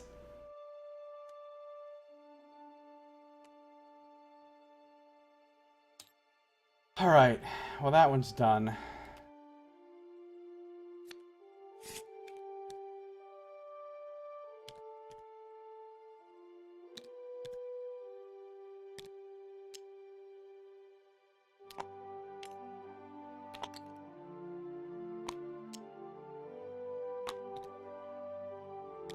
Clean this up a bit.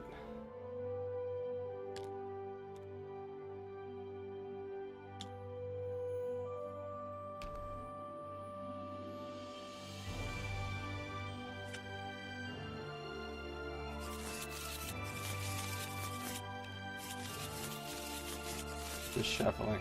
Wonder how Bone Grinder will die. I don't know.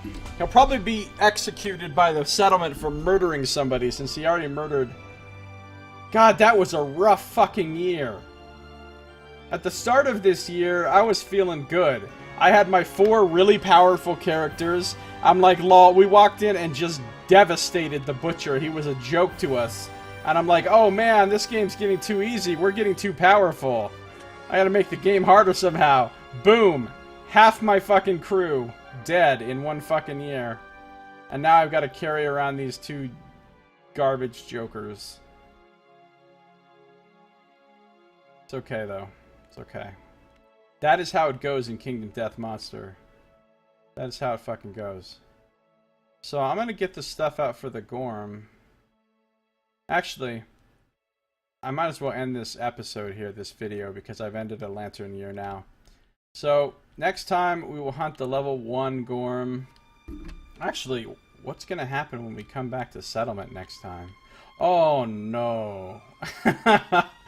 Oh no. Bad things. Bad things are gonna happen. Armored Strangers is not a good event. Okay, and I don't know what's gonna happen with a worm virus, but this is what happened in the aftermath of Bone Tree dying. No. Yes, it is what happened in the aftermath of Bone Tree dying, so that's probably going to be something terrible also. Plus Gorm Climate for all the extra added fun that entails. So, next year is going to be probably terrible also. But at least we get to hunt a Gorm first. But that's going to do it for this episode. So thank you for watching. This has been Josiah Plays Kingdom Death Monster on Tabletop Simulator.